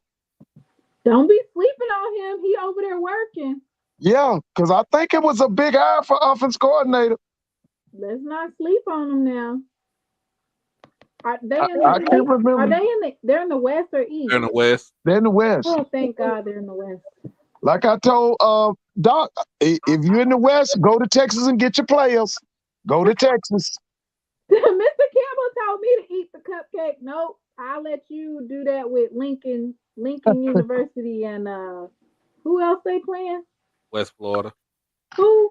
West Florida. West Florida High School? Yeah. Oh, yeah, they did. They just hired former IMG Academy head coach Bobby Acosta. I knew it was somebody. Yeah, I heard it. Can you imagine if he pulled them IMG boys up there? Mm-hmm. Oh, boy. Straight out of high school, they'll be playing. They don't even have to wait. They'll be playing. They don't even have the red shirt. Yeah. That's a big Last, eye. and last on the list. You already know what last on the list is, Mr. Ford. Yeah, my Bayou man. Classic. That Bayou Classic. Yes, baby, that's it, baby. Didn't they lose last year? Yeah, listen, they was beating Southern for 3 quarters. Southern defense woke up and then Grambling panicked and gave them the game. But for 3 quarters, Grambling was beating Southern at the Bayou Classic. So this is the same Southern that had 2 eggs last season. Yeah, this is the same They was Southern with laying Mr. Eric Dooley. eggs like it was Easter Sunday. Yeah, Mr. Eric Mr. Dooley. Moore, they was laying eggs like it was Easter Sunday, but they still beat Grambling. Yes, they did. This Blue said West Florida could have won a SWAC a few years ago, but Lincoln would lose to most 1A high school teams in Texas. Mr. Campbell got he's got a Is this your prediction? prediction. The one must be Jackson State. The one must be Jackson State. Because you're not winning the OBC. Don't put all. Did you ever hear the saying, don't put all your eggs in one basket? Yes, we did, baby. Damn, you done put all their eggs in one basket in Miami, Florida. Yes, they have. Their first game of the season. They done First put game of the all season. of That's it why I in. hate it. Oh Lord! You said get Mr. Campbell said get that. I told me to They get the didn't hash save ready, no get the hash ready. turkey All right. They didn't save no turkey for Thanksgiving. They didn't save it for the first day of school, the second day. They just put all their eggs in one basket. All I know is Hey, is Mr. Campbell, is this the best team that Willie Simmons will have this year? Is this the best team he'll have since he's been there? Because I know they got a lot of depth. I've been talking to y'all people up in Atlanta. They say that y'all didn't lose nothing and nobody's going to be missed. And y'all got players on top of players. At Southern? No, this is at FAM. They saying that they got players on top of players at FAMU now. They lost Isaiah Land. But they saying they're not going to miss him. Mr. Campbell, I'm not worried about us playing Delta State. It doesn't matter to me.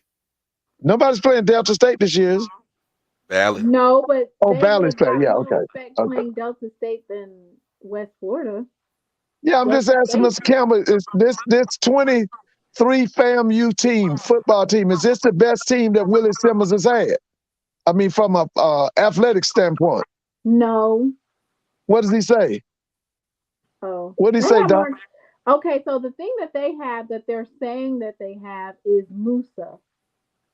Musa is very average to me, and that ain't even on no hating.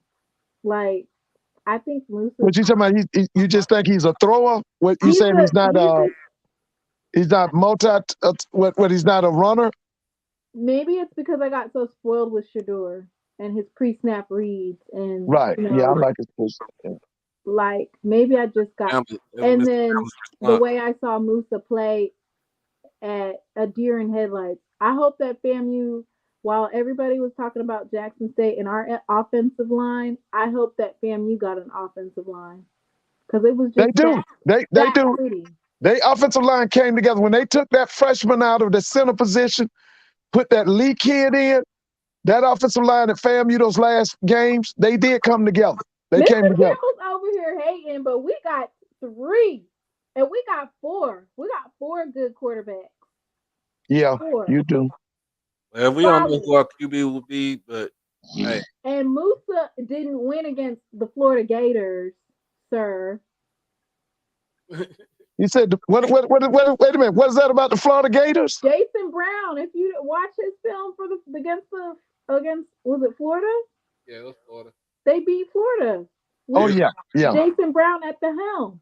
So this was when he's at South Carolina. Was this at South Carolina? Yeah. Yeah. And he. So let's not act like Mr. Brown is a slouch now. No, he's not. He's not. He can throw that foot. I've been reading the stuff the players been saying. They said he's a leader. Yeah, it just seems like he was playing back up to Spencer Rattler. Yeah. That's who he's playing Yeah. backup to. So he said, "Let me go down here and get this starting job." Pretty much. Yeah. How many years eligibility does he have? They got 2 years left. Whoa. No, he Whoa. does not. He has. This is his last year. Is this last year? Oh, okay. Yeah, he on his 6th year. Oh, he's sick. Oh. Maybe he red short. Well, that was some guy had 7 years, right? Mr. Campbell, if any Oh, one Lindsay of our that had quarterbacks 7 years. went into Yeah. the portal, FAMU would try to snatch him up. So stop it. What did he say about that question I asked him? Is this the best team potentially that Willie Simmons has ever had? Yeah, he said it was it is the best team. That's what I thought, because they saying now they got players on top. I know the defense is supposed to be loaded. The offensive line got players. They got kids who got hurt. They coming back. Then they got the kids, because really all they losing is COVID. That right tackle, from what I hear, he ain't going to be missed. Yeah. They got 3 quality tight ends. They got wide receivers. All I'm going to say is the people that was giving FAMU the business last year, 98, 99, 97, 98, 99, they back. Devontae Davis, Boosie, that's Humphrey, and Jeremiah Williams. They was playing at that FAMU giving them the biz. Now tell me, who is Jeremiah Williams? What's the number? 99. Oh, yeah, I remember him. 99. Yeah, I remember him. All Yeah, I of them remember him. are still I remember him. at Jackson State. Oh, yeah, But he was when they tough. talk I about remember him. Hootie Loos and whatnot, that D-line ain't no joke. No, they not. That D-line is, you're right. I remember them guys now. I use Mr. Mona, I also say numbers. You have to give me numbers. Tell me Mr. their numbers. Campbell is saying the person who gave us the business was Shador, but you guys only scored 3 points. So obviously, it was Jackson's best game of the year. It was Jackson's best game. He said the person who gave us the business was Shador. Shador gave you the business that game, but it was the defense that made sure you didn't score a touchdown. Yeah, it was the best effort of the whole year to me. I think they never scored a touchdown against Jackson State in the last 2 years? They ain't scored. It's the worst whooping that was put on FAMU by a historically black college or university. FAM has never been beaten by a black school like that before. Ooh, that's right. True Thompson's back. He was hurt last year. Yeah, he's that boy can play. He's back. He's from Georgia. Oh, yeah. We're looking to repeat with regard to our defense. We're looking to repeat being number 1 in the FCS. And a lot of people are saying that, we've lost a lot of talent, but you have to realize Travis Hunter didn't even play. Yeah, until homecoming, wasn't it? When did he play? And Gaddy was playing in that game. Yeah, Gaddy came and played in that game. This game was FAMU. Yeah, that might have been his best game. His best game was against Tennessee State. Yeah, okay, yeah, he was dominant Tennessee State. His best game was Tennessee State. Yeah, he's supposed to have 5 sacks. They only credit him with 3.5. Right. But man, thank y'all. Ooh, that was a good show tonight, y'all. This was a good show. It was a good show tonight. We talked about a lot of things. Had people come in. Dr. Lori, thank you for coming on to the show. Yes. We talked about. She kind of repeated the sentiments of Mr. Campbell. She did. They're Rattlers, you know that? Or nothing. They're Rattlers. So yeah, all the Rattlers in the house. All the Rattlers in the house, baby. The Jaguars. Jaguars in the house. We got some Braves. Got some. Listen, Doc, when I was growing up, FAMU had a rule. If you lost to Albany State of Fort Valley, you got fired. If FAMU lost to them, the coach got fired after the game. Wow. They didn't play that now. They would come up here to Georgia and they would beat these Georgia black Georgia schools like a drum. Do you think that if Mr. Simmons loses the OBC, he's getting fired next year? No. He ain't getting fired. No. But he Let me gonna tell you be something. glad that they're not gonna blend in the OBC. Let me tell you something about FAMU. When they fire a good coach, it takes them 10 to 15 years to get another good coach. Damn. That Simmons man ain't going, Willie Simmons ain't going nowhere. Willie Simmons was the answer to their prayer. Let me tell you something. They got rid of Billy Joe in 2003. Mm-hmm. From 2004 to Willie Simmons showed up, I think, in 16 or 17. Yep. Them years in between was chaos and confusion. That was Reuben Carter. That was Joe Taylor. That was Earl Holmes. That was the boy that's Dion's friend. He came in for a minute. He was a corner. Corey Fuller. Corey Fuller. And then they had the last one, Alex Woods. All that was just chaos and confusion. But the main thing was it was over 10 years. So Willie Simmons, they got a great coach. He ain't going nowhere. Right. They gonna be in a, until you do right by me, everything Yeah, you see because gonna fam, you can't get, see, they don't, That's no, what man. happened to Jackson State. Yeah, that's right. When that lady did in Commages, look how long it took y'all to get a good coach. Thank God Dion saved us. He Yeah. pulled us out. I'll give him that. You pulled Yeah. us out from that rut, and we not going back no time soon. Because y'all had, okay, you had James Bell. Harold Jackson. Wait a minute, remember Harold Jackson? Yeah, we started with James Bell. James Bell, that was a disaster. Oh, We started with James Bell. Then they fired him. They brought Comedy in. Commages in. He did his thing. Then you how got was he Harold retired? Jackson. Don't forget that, Tony Hughes? Or Tony Hughes was a disaster. Terrible. And then they got the 1 year from the big defensive coordinator, John Hendricks. Which I wouldn't say it would have been a disaster, but it would have been, we wouldn't know what he would have done. Yeah. How he would have been for a whole season. Yeah. Well, he did one season, right? Season and a half. He did a season and a half because he That's right. came in and filled in for Tony Hughes. That's right. They got rid of Tony during the season and Hendricks came in. Yeah. Yeah, I remember that. And Hendricks came in, but the team was undisciplined, and so John Hendricks was supposed to still be the head coach. They brought in TC Taylor to be the offensive coordinator. Right. And basically Ashley came in and just blew all that up, but he's kept TC on the staff and Coach O on the staff, and then Dion, and Dion did what he supposed to do. That's why he the best athletic director in black college football. Yeah, he has a vision. Somebody said you can't. That as much stuff as Southern fans talk, they only talk about it while they're winning. But FAMU steadily be talking cash money BS and can't beat Jackson State in nothing. Can't even fry an egg better than JSU.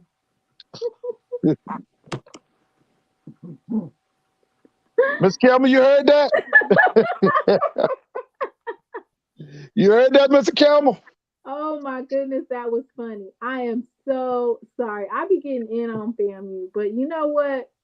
That's how it is when you winning. I'm gonna tell you how I'm gonna like Mr. Ford. I'm gonna tell you when Jackson State kind of started sliding down for a second. When Big Daddy passed away. Yeah. And Judge became the head coach. Now Judge wasn't as bad, but it was vanilla, especially with the actual play calling. The defense wasn't playing all that great. I was about to say that defense. What's the name? He gave Kelly the defense, and that was awful. John Shannon was still the offensive coordinator, so the offense was still clicking. The defense was still playing up. They weren't playing up the snuff. Sure wasn't, because I remember Kelly's defense coordinator. So 3 straight 7-4 seasons, and then I think we had a bad season. They fired Judge, and then that's when they brought James Bell in. And that was a disaster. It was a total disaster. He was a disaster. I remember them days. And when Zoe told me that James Bell wanted to get rid of all the history of Jackson State, Like, And he didn't he get rid of the films or something? he got rid of some films, pictures. I was like, you know what? Damn, that was some hating. That was some hating stuff right there. And listen, that's why you got to blame Mason, because Mason, all that mess happened under Mason. It happened under Mason. So that's what I'm saying. We need to go back and look at the Mason tenure. So when it's all said and done, that's kind of when we kind of started slacking, and some of the players will tell you that too. Like Sylvester Morris, he'll tell you that. Even Lawrence Story, when he comes on here, you'll ask him a question how it went when the Jackson State football started tailing off. He'll tell you it started tailing off after they got judged in it. You know, when Coach Carson retired, but he passed away like a couple of months later. Right. And you know, Judge was the interim coach. They gave him an interim title first. Right. And they wanted to see what he would do for the season. And that was in 2000. And then 2001, it was like, okay, you 7-4, and then you had another 7-4 season, and then the bottom just went straight out. Yeah. We couldn't recover from that. Yeah. And then James Bell did mess up Robert Kent's Superman. He sure did. I remember that. His draft stop, because Superman could have his mechanics was funky, but his throwing mechanics was funky, but you could have had looked past that. You could have tweaked it a little bit, but the way that they were running that offense with him, no, it was like looking at him was like looking at a car wreck. Yeah, and Shannon left and went to Troy State. That hurt him too. Mm-hmm. Yeah, history is great, but we don't want to revisit them years. No, don't. When Shannon was the offensive coordinator, you looked at Shannon, the offensive coordinator. Shannon had he used to run out of spread. He could run out of the QB was under the center. Yeah, they ran. Yeah. They could run option. They were running ISO. They was running power plays. They was Jackson State offense was evenly. It was evenly matched. Yeah, like I'm saying, offense, passing offense, rush offense. Like, and the crazy thing is he only trusted like one or two running backs. Destry was the main one that he trusted, and he ran for like 1,600 yards his senior year. Yeah, I remember Destry. Yeah. Now, where did he go pro? What did he go to Steelers? He went to the Steelers, but his knee was messed up. I remember him. But yeah, everybody, it was nice knowing everybody. Oh yeah. No, but I like everybody for coming on here, talking about SWAC history, talking about the battle for the city of Jackson, all the other news that's going on right now. My Mavs playing right now, so Luka is balling with Kyrie playing the point. And what's the score of the game? Let me see. Luka didn't play last night. Kyrie had 24 last night. Okay. Yeah, 25 to 123. It's an overtime. I'm gonna go ahead and bow out. Thank you, Mr. Ford. As always. Listen, I'm falling behind you, Mr. Mona. I'm right behind you. Mr. Ford. You right behind everybody else. Go all night. It's Saturday night. I have to go to work because tomorrow's Super Bowl Sunday, and I'm trying to be in job, so I'll be off early so I can watch Super Bowl. Somebody said Robert Kent still plays and starts in the Arena League now at the age of 40. I don't know if that's true or not. Is he still playing at 40? I don't know. Never know. But anyway, thank you all for coming to our show. Please like the stream. And if you're on Doc's show and you haven't subscribe to my channel, and then vice versa. If you're on my platform and you're not subscribed to HBCU OverDrive, make sure that you like and subscribe to the wonderful Doc Holliday. Thank Mr. Ford for coming on. And of course, we had the Dr. Lori in the house. Oh, yeah. Thank her for coming on as well. That was great. We'll see y'all next Saturday. Y'all next Saturday. Hey, y'all already know what it is. Y'all already know what we do. Y'all be blessed. Y'all stay safe. Y'all stay dangerous out there. Peace out.